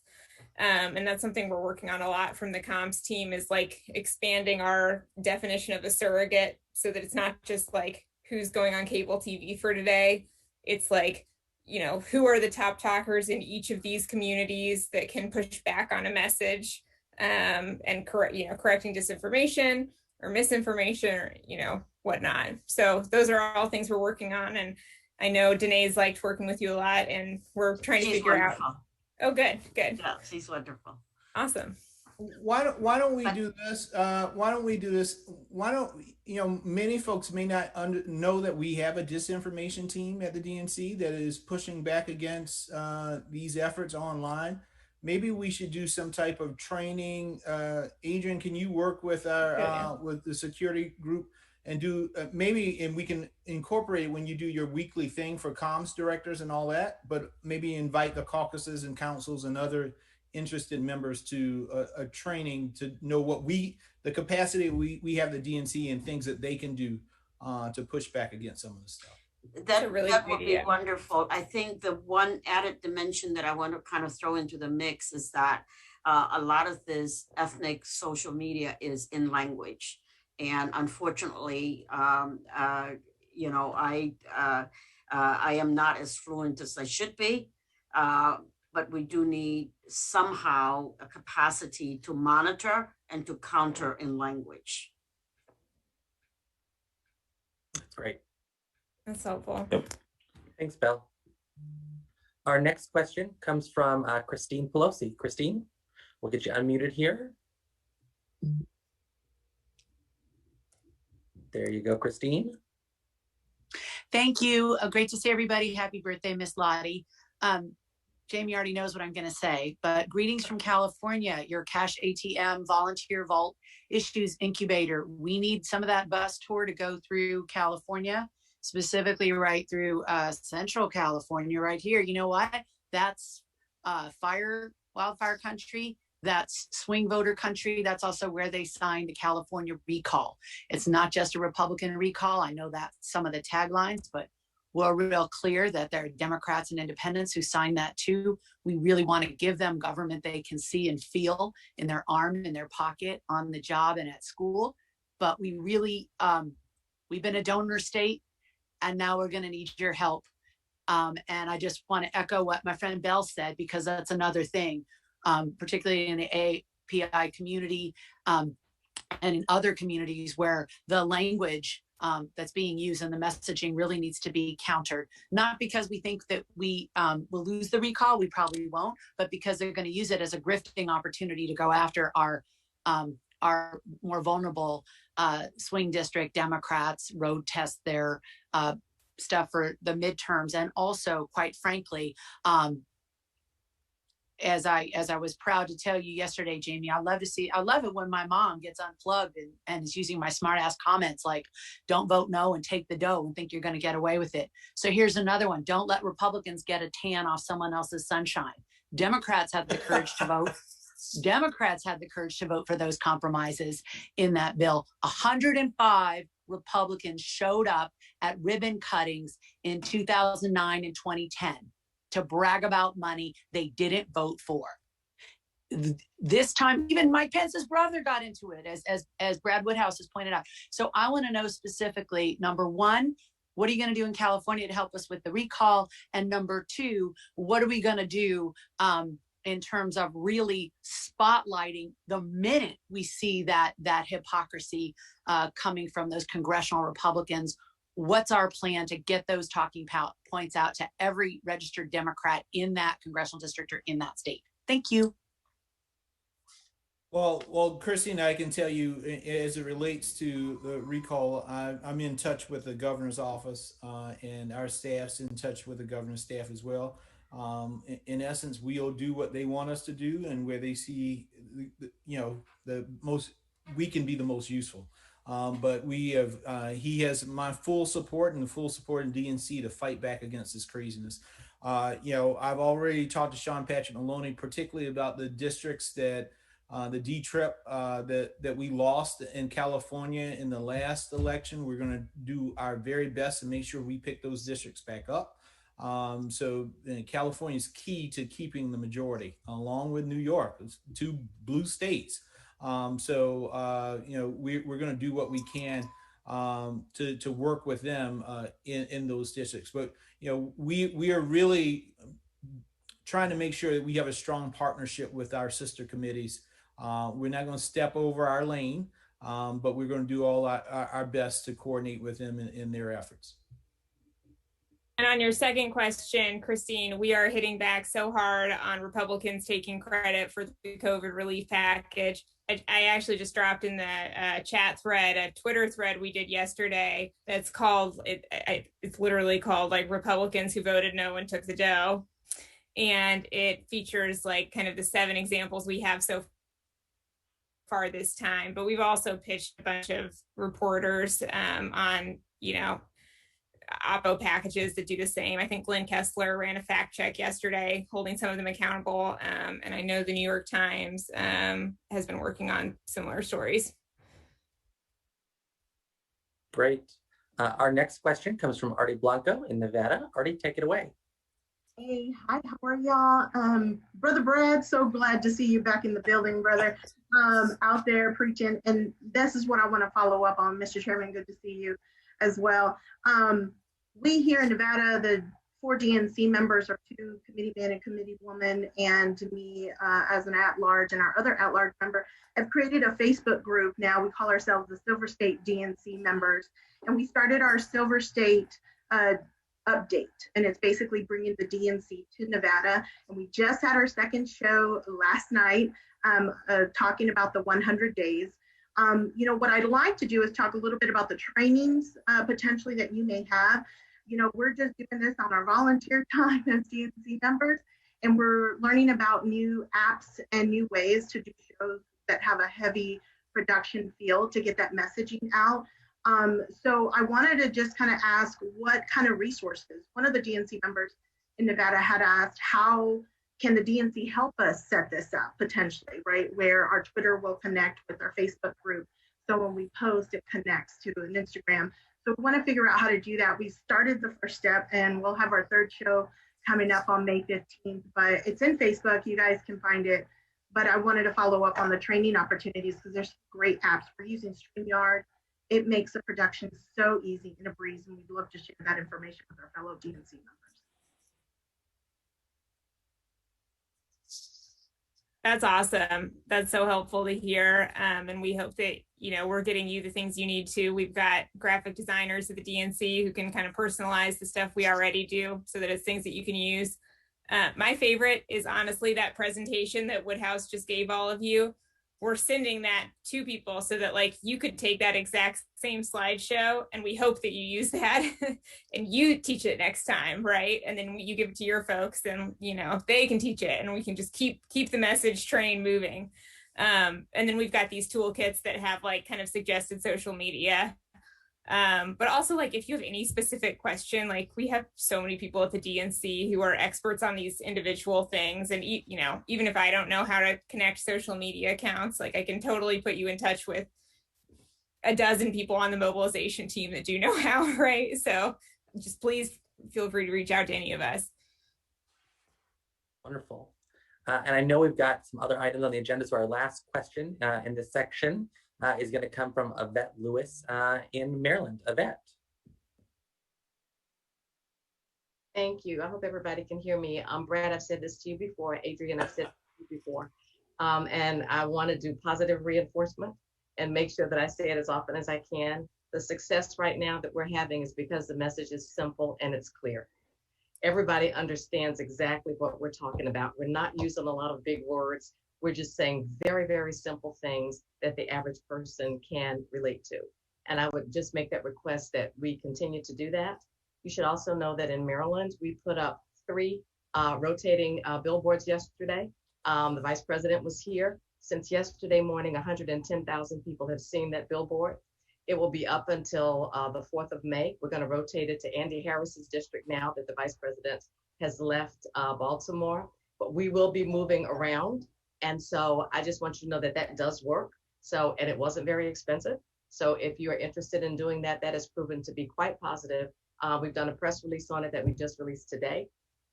And we even raised a couple of dollars on it, because when we sent some monies, the email out to let people know we were doing this and ask people to support it, they did. So, but it's because the message is simple and clear. And I just ask that you please continue to do that, because that's an easy sell for me as state party chair to the people here in Maryland, because they get it. So thank you so much. Yvette, can I just say something? Thank you. You have said that before, and we've had a discussion within the party, even in recent days, about keeping messages simple and clear and direct. And right now, people get it in this pandemic. We needed shots, and we're getting them. People needed checks, they're getting them. People need jobs, and this president's created more jobs in 100 days than any other president ever. And now we got to go on and create more jobs. But I just want to compliment you for that tactic of that rotating billboard. I think a lot of times folks look at these tactics and feel like, that they're hard to pull off and that cost is an impediment. But that, for example, the tactic that the DNC did the other night was very inexpensive, and thousands with the light brights, and thousands of people have seen that. People think, well, a mobile billboard, that's got to be really expensive. Well, it's not. It's a couple grand maybe, but what you get out of it, like you said, the number of people that see it. So invest in some of these tactics, and they can be used to raise more money or to raise some to offset the cost. So God bless you for doing that. They're completely paid for. Yep. Because we were so excited that we were doing it, because we sent the email out prior to putting them up. Yep. So it's all good. Great. Thank you so much for that. And thank you, Chairman, for having us on. And thank you, Adrian, for your leadership of this department. Thank you. We will get to more Q&A sections. So folks who had some questions, we'll have another opportunity in a second. But next up, we're going to hear from David Binder, who to give you all an overview of key takeaways from some of the public polling data that has been released, as well as some trends he is seeing based on his qualitative research. David is the founder of DBR and the guru of all things research. He has over 2 decades of experience in statistical and qualitative analysis, and believes that a proper evaluation of public opinion cannot be accomplished by looking only at poll numbers or focus group transcripts, but rather we need a multi-source examination within the larger perspective of everyday life. Following David's presentation, we will again have the opportunity to take a couple of questions. So please feel free to raise your hand or message Philip in the chat. And with that, we will turn it over to David. The floor is yours, David. Hello, thank you, Mr. Chairman. Thank you all for giving us this opportunity today to present some results from you. It's an honor for us to work with the DNC to provide qualitative research. So we do have some results that we are going to be sharing with you now, and happy to take your questions. Just so that everyone knows, the data we're sharing with you today is qualitative data, as the chairman just mentioned, from focus groups we've been doing around the country, primarily in swing states. We have been in Pennsylvania, Michigan, Wisconsin, Georgia, North Carolina, throughout the country, Arizona. And as you all know, focus groups are different than polls in the sense that we sit around and have discussions with people in person, allowing them to go back and forth with their fellow voters and to take stimuli from us and give us some feedback.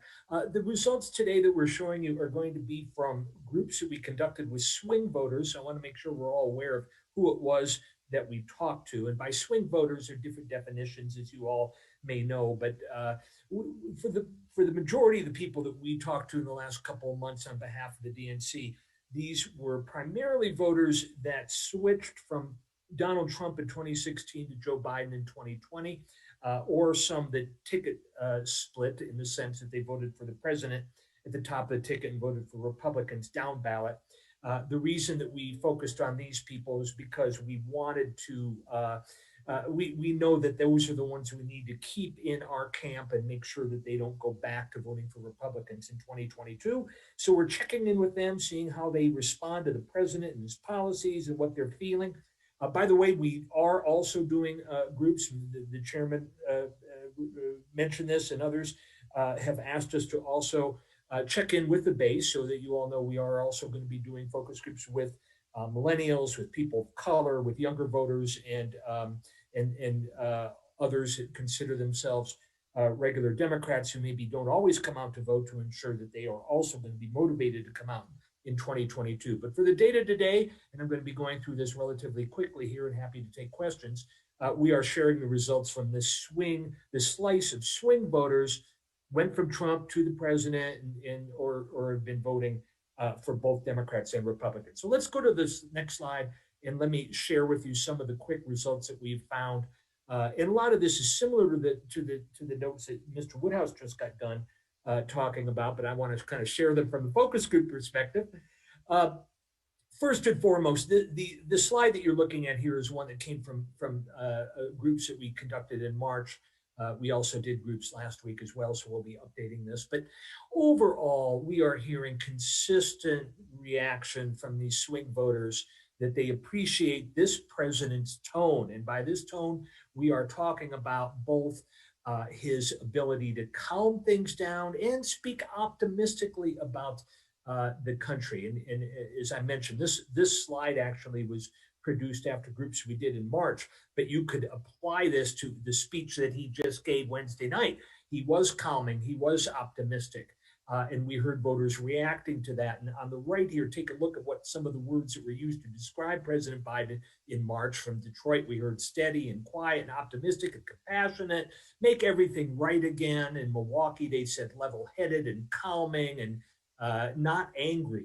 There a lot of voters were just comparing this president to the former president in a very positive manner. The contrast is one that they appreciated, primarily because they don't feel like they're going to have to be bombarded by tweets every day that is going to cause them anxiety and stress, waking up to see what did the former president, what had he said that day that was going to cause problems in the country or around the world.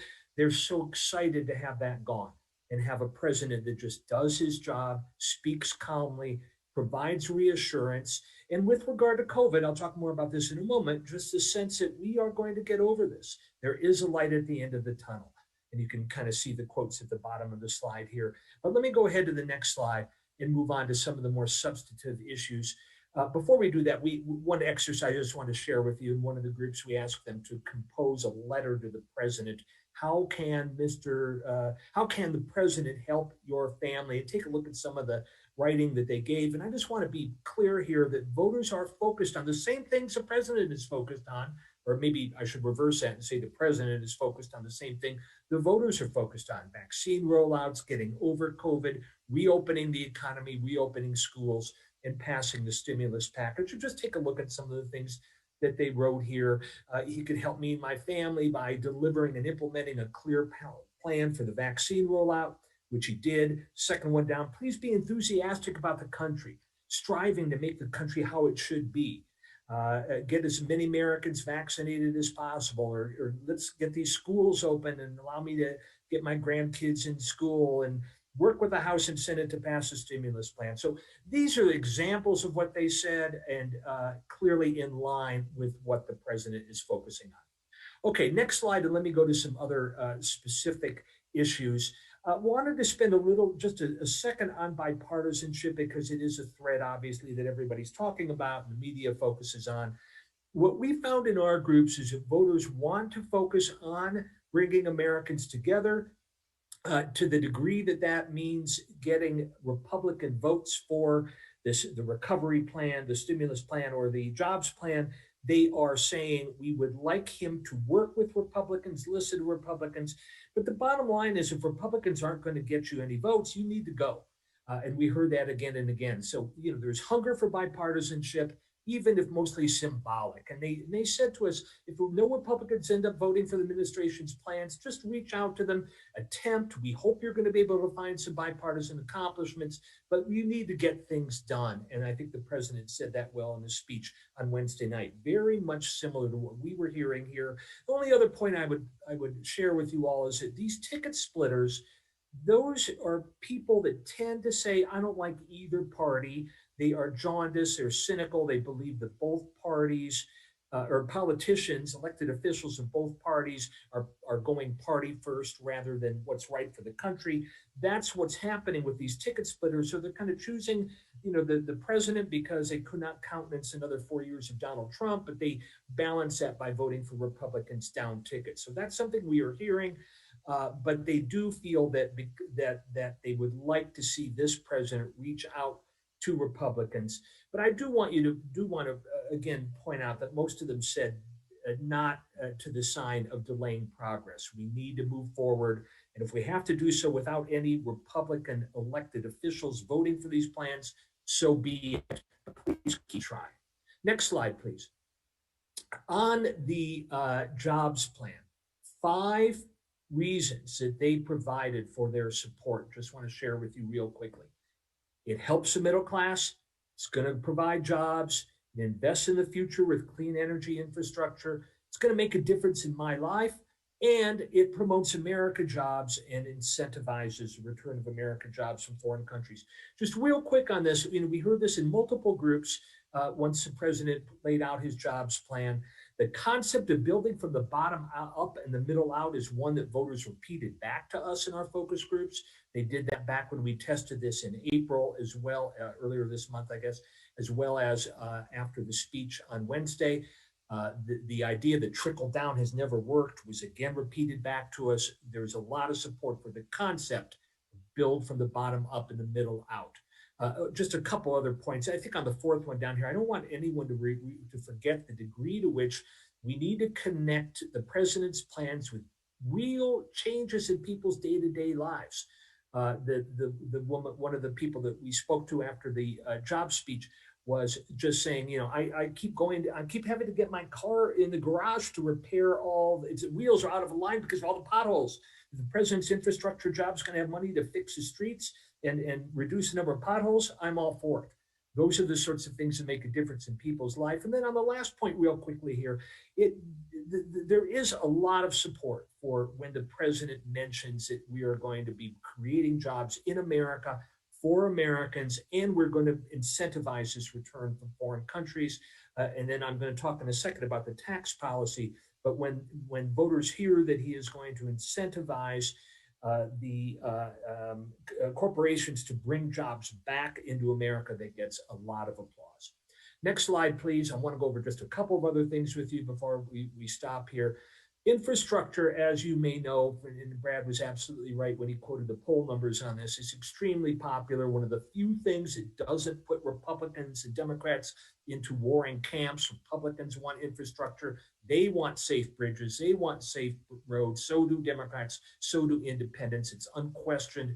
Voters are telling us we need the potholes fixed. We want our bridges to be safe. We know the electric grid needs upgrading. And then the comment that the president made in the previous speech that we were 13th around the world with infrastructure spending was incredibly disturbing to voters who said, we're not really the greatest country if we're crumbling like this. So lots of support for infrastructure, a win-win with regard to creating American jobs and doing the necessary projects to improve our roads, highways, bridges, dams, waterways, water systems, electrical grid. It goes more, even broadband. It goes more than just the traditional roads and bridges. And then the last point on this slide I'd like to point out real quickly is that when we talk about how we're going to pay for this, and I'm going to speak in a moment about concern that some voters have about increasing the debt. But this concept that there are all these deductions out there that are only available to the corporations who have their high-priced tax attorneys or the wealthy, they have corporate accountants, they have access to all these loopholes that allow them to pay less than their fair share. If the president's going to take that on, more power to him. We really would love to see the playing field more even when it comes to tax policy. Now, let me tell you a little bit, next slide, please. I do want to go into a few things that we heard that were concerns from these swing voters, just so that you're aware of kind of the kind of the yellow caution flags that we sometimes hear when we do these focus groups. One of them is we're still hearing sense that some of the assistance is going to families who do not need it. We hear a little bit of complaining about the $1,400 stimulus checks are going to PlayStations or other things. Some voters are not understanding that when we incentivize stimulus to the economy, that it helps all boats. They complain that some people aren't using the money appropriately, or that it is being wasted. So that's one thing we're hearing. We do hear that in a couple different manners. They also want to make sure that small businesses are getting help and not corporations. They mentioned that in the Trump relief program, they heard stories about major corporations, sports teams, Disney, all getting big checks that they felt were not needed. So they do want reassurance that the Biden stimulus plan, a relief package, is going to small businesses that need assistance. Then those last points come up a little bit more lately, and I do want to share it with you because we do hear it again and again. There are people that are concerned that extending unemployment benefits incentivizes people to stay home and not seek work. Again, I'm just reporting back what a lot of these swing voters are saying, but we have heard this consistently, that companies need workers, but the workers aren't coming back because they are accepting their unemployment checks and just deciding to live off that for a while. So these are a couple of the concerns that we hear that I want to share with all of you today. But let's go on. I'll go ahead and conclude a couple other slides. Next slide, please. I did want to spend a little bit of time talking about this week's speech. This was very well received, and primarily because it hit voters with where they are and what they need. Look at the first 4 bullet points here: early childhood education, child care assistance, community colleges, minimum wage increase. In our breakout session after the speech, we heard many voters talk very poignantly about how those could help them. And we heard a woman say that I had to sell my car to afford childcare. If I had this assistance, I could have kept my car. I'm now on public transit. It's a stress on my life. Stories like that.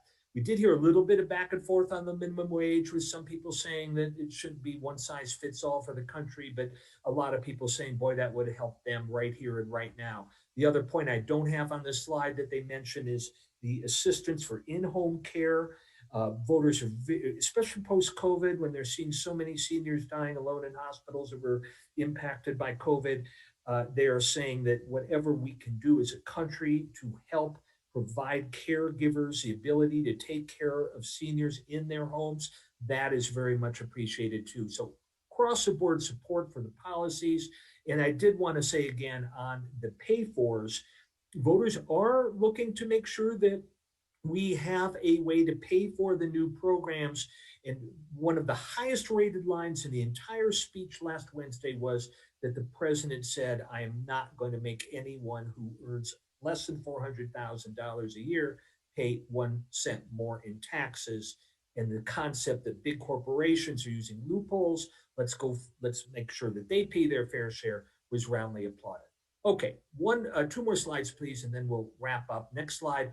I wanted to spend just a very quick second on the Chauvin verdict. We were actually in focus groups the night that the verdict was announced, actually the very moment the verdicts were announced. They were very appreciative of we also, for the second group, were able to play the president's statement post-verdict. Very much appreciative here. And again, the concept here is that they want to reduce tensions. They hope the Chauvin verdict would do that. They appreciated the president's balance between saying that this was an appropriate verdict, but it also spoke to the good that many law enforcement officers are doing nationwide, those that do their jobs diligently day in and day out, focusing on keeping the public safe.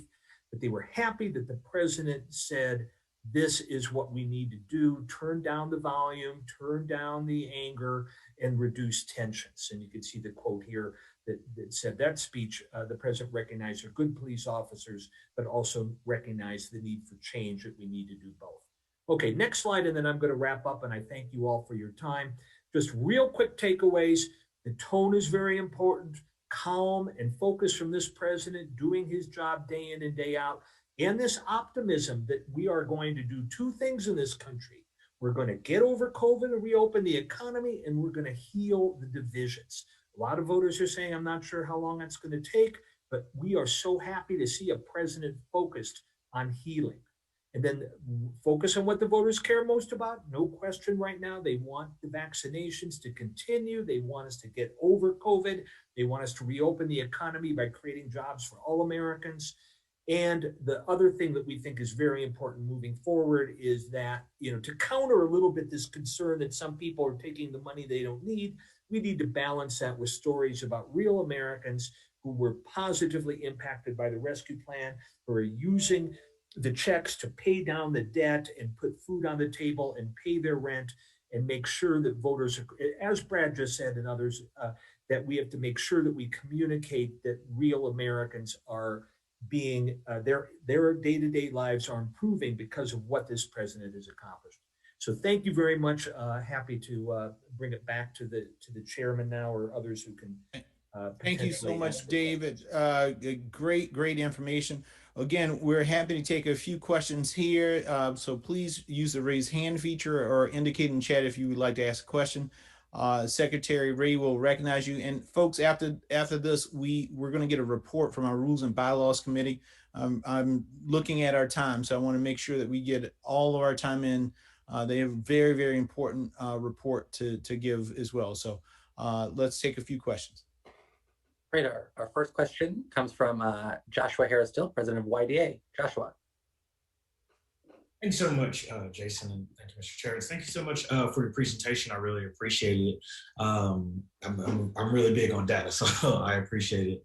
My question for you, and the same question that I kind of had the last go round, is when we talk about this messaging and we talk about how we're framing the narrative, especially in terms of the president's successes, I'm hearing from a lot of young people that a lot of it doesn't feel like the message is being targeted towards them. They're not very receptive of what we're hearing, which is, kind of this incremental change, not really some of the bold ideas. And even though I felt like this was a very bold statement that he made in his address to Congress, there were still a lot of people who felt like he was not focusing on a lot of the issues that are important to young people. Are you seeing that in terms of the focus groups that you're working with, especially in regards to young people?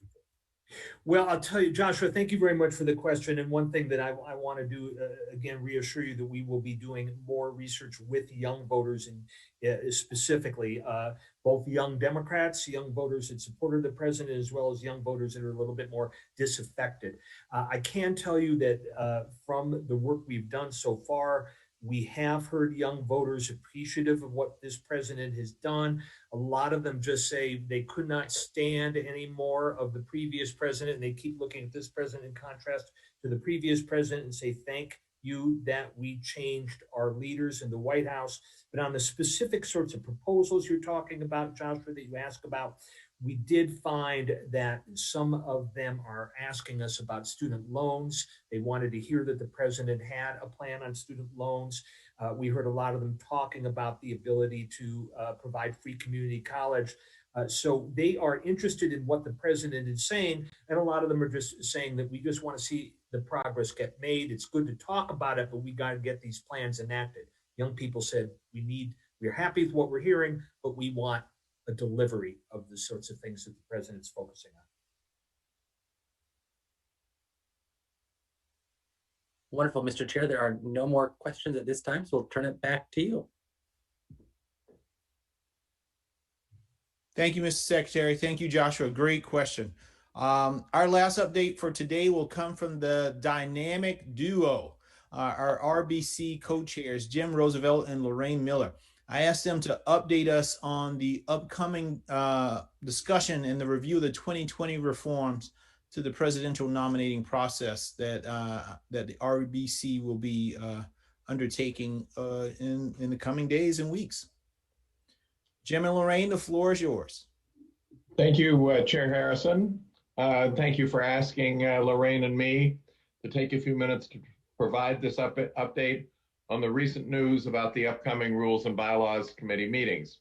These are meetings to discuss the reforms that were implemented for the 2020 presidential cycle. As most of you know, every presidential nominating cycle, the party takes some time to analyze the previous presidential nominating process before drafting the rules for the next cycle. For this analysis, the RBC typically meets to review the elements of the last nominating process to determine what worked well and identify reforms that may be needed to improve the process going forward. The unity resolution approved by the convention specifically focuses our discussion on reviewing the reforms that were implemented for the 2020 process. As has been the case in every cycle, this review will not include, does not include the writing of rules for the next presidential nominating process. That will happen next year after the new RBC is in place. The RBC will meet virtually in the coming months to discuss the reforms made for the 2020 presidential nominating process.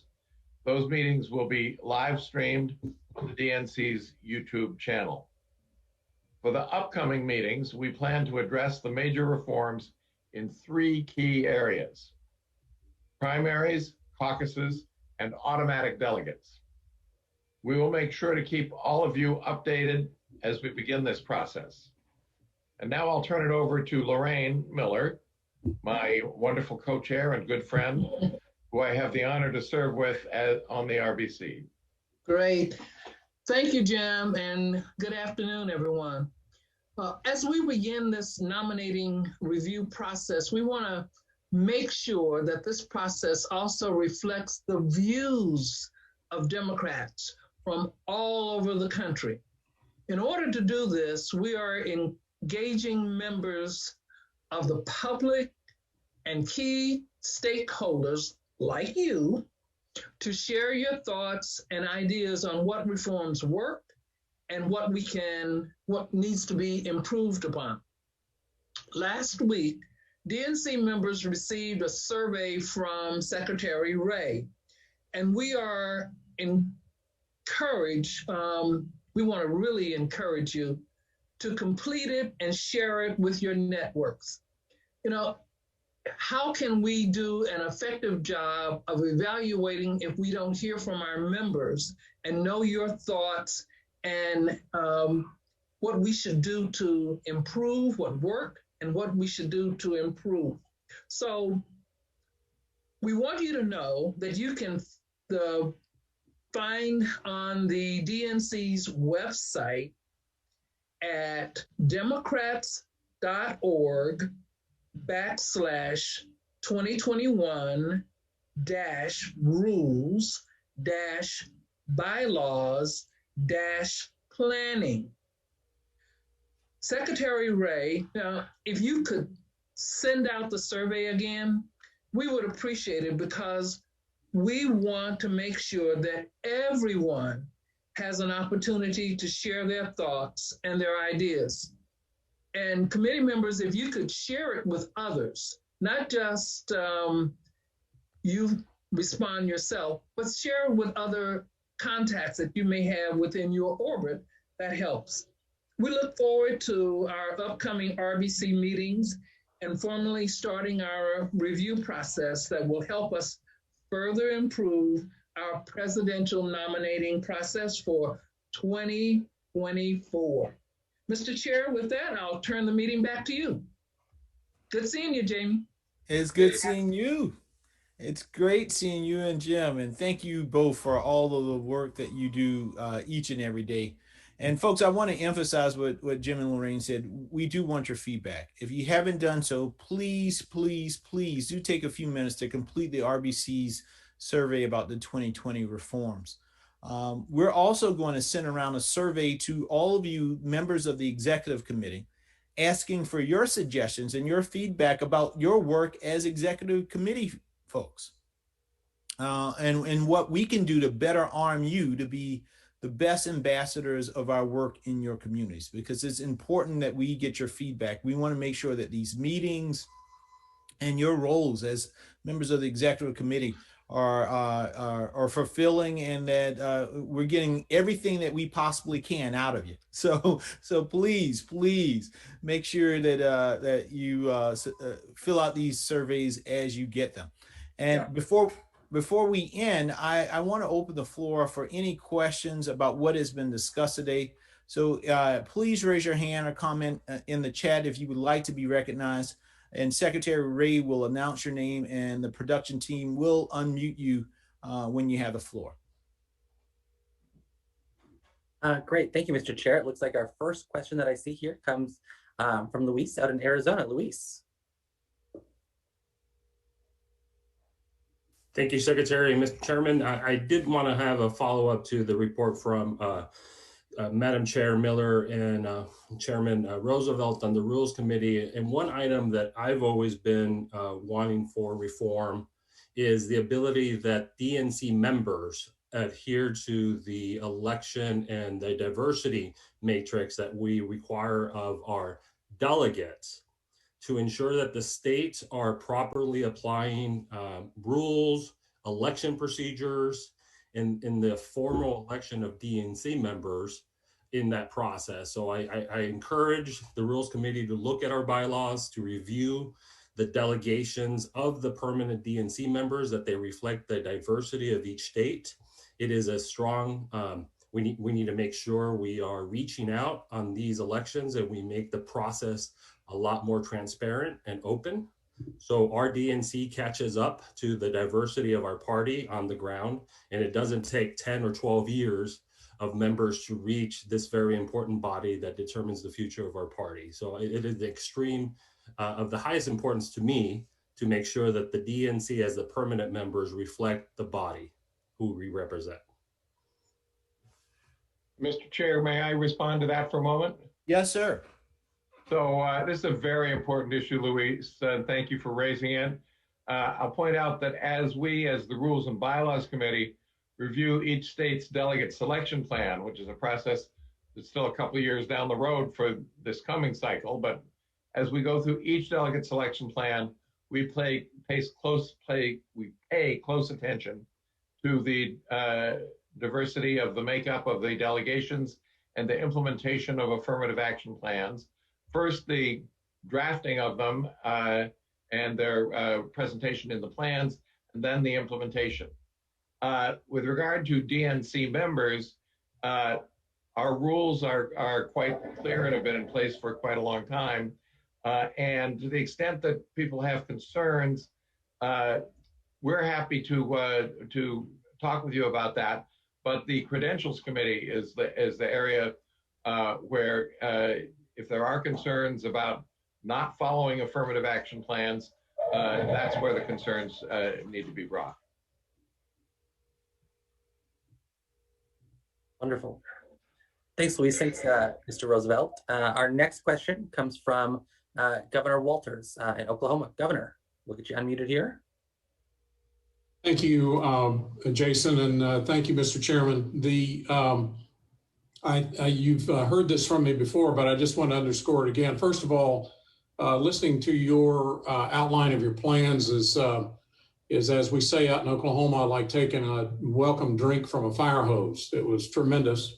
I was scribbling notes for a while and finally gave up. But sometimes, as you know, states like ours, maroon states, the deep red states, sometimes feel like we're looking in from the outside, almost like the quarantine ward. And I know that it's a 50-state strategy, and you all are working hard on lots of other plans. But let me just again suggest that we set some criteria as the DNC to identify the 10 states that are struggling the most, where we don't have any statewide officials, or we've got declining registration, micro minority in the legislature, or all of the above, and that we double the DNC support from 10,000 to 20,000 a month for those states, and to dedicate a particular staff person to help us manage our access to the support, to best practices and others, to try to build back better, as we say.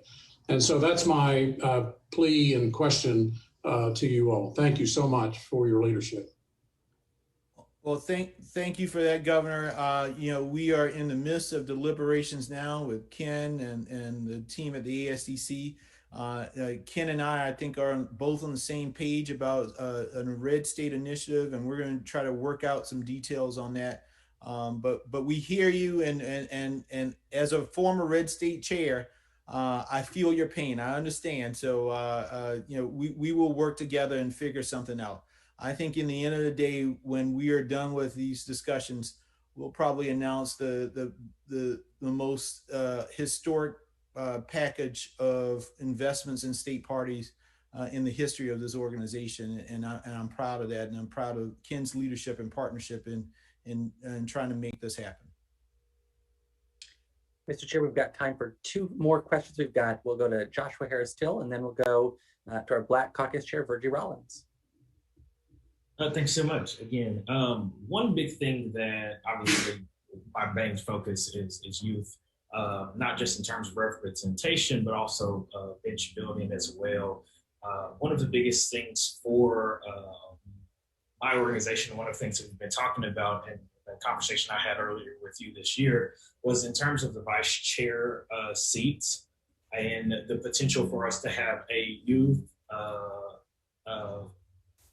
age vice chair seat added to the vice chair positions. Not to take one away, I think all of them are extremely important, but have one added. This is the largest voting block. There's not a connection as strong as it could be between young people and the DNC. And I think one of the best ways to mend that connection is to, one, not only show them representation, but have this person who can really act as an ambassador on behalf of the DNC go out, speak with these youth organizations, work with the 3 youth organizations that are already a part of the DNC, but also give young people a position that they could aspire to be, right? The youth vice chair of the party is a position that I think a lot of people, especially young politicos, would see as, you know, a gold standard in terms of party involvement. So that's something that I would like for us to be contemplating as an executive committee as we move forward. Yeah. Well, thank you, Joshua. You know, the last time I ran for DNC chair, I actually talked about the creation of that. It will take a charter change in order to make that happen. But, you know, listen, I think we should be open for discussion, and Jim and Lorraine, I think we should bring that up for them to take a look at. In the meantime, we also need to make sure that we are doing all that we can to empower our youth council that is existing, and the youth council chair. But you know that my commitment to young people and empowering young people, you know, I don't take a backseat to anybody with that, and I'm going to do all that I can to make sure that you all have a bold voice and leadership in this party. And I'm thinking about some other things as well, but I will make sure that we consult with Jim and Lorraine and look at how we can go forward with it. We'll look forward to that. Thank you. And our last question comes from Ms. Virgie Rollins. Ms. Virgie, Madam Chair. Thank you so much, Mr. Chairman, and thank you, Jason. It's so good to hear your master plan and making sure constituencies are involved in what you're planning to do and any investments. And I'm excited, and I want you to come to Michigan and get on the bus, because Yes. we get on the bus a lot, and we go from city to city. We do the I-75 corridor, which is the largest voting area, and that's how we got our Democrats elected statewide. But I wanted to know is there a strategy for all of these voter laws that are being for these state legislators, and how can we help to get ahead of these in these states? Is there a way or strategy on how we can just get involved in making sure, because we're fighting right now here in Michigan, right? Because we got the governor, she probably won't sign, but it's just getting to be an issue, and I just want to know if there's a strategy for that. Yes, Ms. Virgie. What I've told folks is that our plan and what we are already doing is fighting these laws from state houses to the courthouse to the houses of Congress. We're working with some of our state party and House and Senate caucuses in some of these states. They've asked for our help to put in calls or send messages to legislators to push back against some of these laws that are taking place.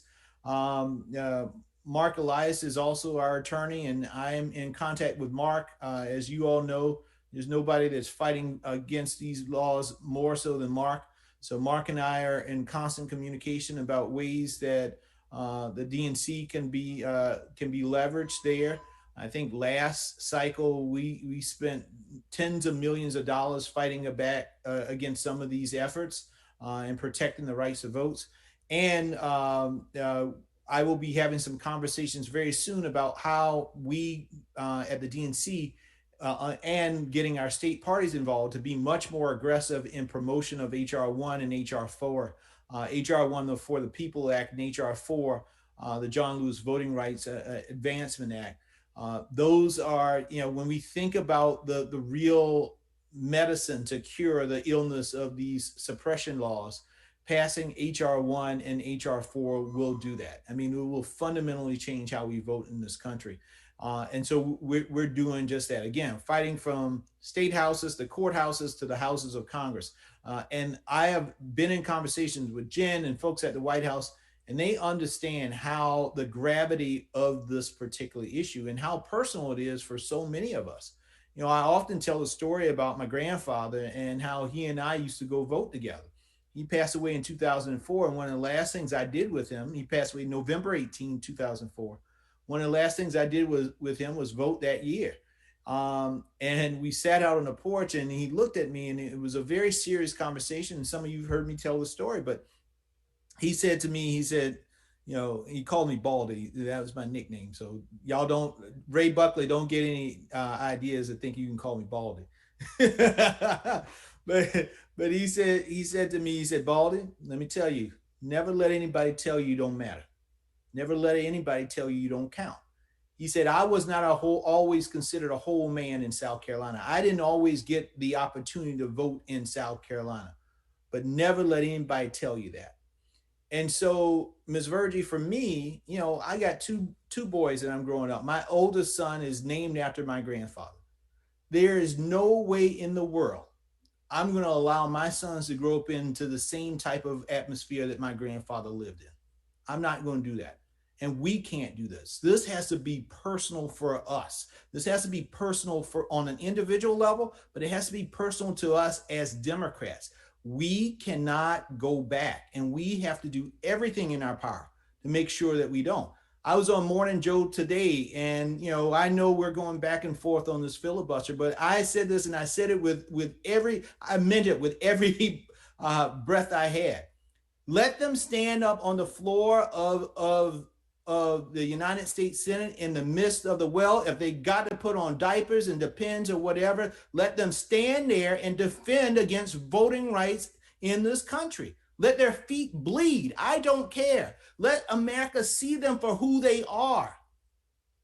And we got to do that as Democrats. Let America see them for who they are. And for Tim Scott to get up on TV the other night to defend the Georgia bill, I almost lost it. I wanted to throw something through the TV, because you can't grow up in South Carolina and know what people in this state, what our relatives had to go through, and then defend that BS that what we saw in Georgia. You cannot do that. And so, again, I get really passionate about this stuff because it is so personal. It is so personal. And I know so many of you, it's personal for you as well. But we got to stand up and we got to let people know and see our passion so that they know that we're not going to sit back and stand back and allow this to happen. Not in this country, not this time. We're not going to do it. And so I want you all to know, I show the same type of passion when I talk to the folks at the White House. I show the same type of passion when I'm talking to our U.S. senators as well. And I'm going through the list right now to call all 50 United States senators to let them know this is something that we are all looking at, and we need them to act on it. So I want you to know, Ms. Virgil, we're not going to drop the ball on this. And I know Yvette's been working also on a lot of this stuff, and along with Keisha, our mayor, but we're not going to go back. Okay, sorry, I get myself all riled up and I'm all hot and bothered. But I'm going to turn it over.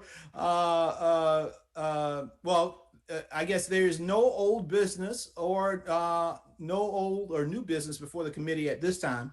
So I'm going to recognize our Secretary, Jason Ray, for any announcements that he has. Wonderful. Thank you so much, Mr. Chair. As we conclude today's meeting, I want to echo Co-Chair Roosevelt and Miller around the 2020 RBC survey. So we'll be sending that link around to members again. So please, we do encourage you to complete that and share it with your networks. As well as you heard from the chairman, we'll be doing a survey for executive committee members. So please be on the lookout for that. That will be coming out next week, and we encourage you to complete that as soon as you can when that goes out around your engagement. We've also sent a number of valuable toolkits out to our DNC members on ways that you can engage and support the president's agenda. We encourage you to send in what you're doing, share your tweets, your Facebook posts, your pictures from events with the Secretary's office so we can continue to help amplify that message. And I want to also thank Artie for her great question earlier around resources and looking for connections at the DNC. We encourage DNC members to reach out to the Secretary's office. We're happy to help make those connections for you if there are additional questions or follow-up that you have from today. We'll certainly work to get a wrap-up of this meeting put together and sent out to members with some of the materials we discussed today. And finally, as you heard from Chair Harrison at the beginning, the Secretary's office, along with the chair, will begin working soon on figuring out the details for our next meeting. And once we have those, we'll be in touch with members. I also just want to give a special thanks to the Office of the Secretary staff for all of their help in helping pull together this virtual meeting and helping our executive committee members get their links and things to join and participate today. So thank you to my team for all of your tremendous work in that. And Mr. Chair, those conclude my announcements for today. Thank you, Mr. Secretary. Well, friends, it looks like we have come to the end of our agenda. I want to give a special shout out to Reverend Love, who stayed with us for the entirety of this meeting. Thank you, Reverend, for your support and everything that you do each and every day. We really appreciate it. You know, folks, I'm so honored. I'm honored to be working with each and every one of you, and I'm looking forward to the time when we can all be together in person. And I'll tell you, for this executive committee, the first drink is on me. Excuse me, Reverend, cover your ears. But the first drink is on me for this executive committee. But folks, in the meantime, I know that you will join me in the work of supporting this administration and building our party's infrastructure to help elect Democrats in red and blue states all over this country. But before we conclude this meeting, I would like to thank the DNC staff. I'd like to thank our production team and our sign language interpreters for all of their work in making this meeting happen. Although our meetings may be virtual, I know it still takes a lot of staff work to make them a success, and we appreciate their time and their efforts.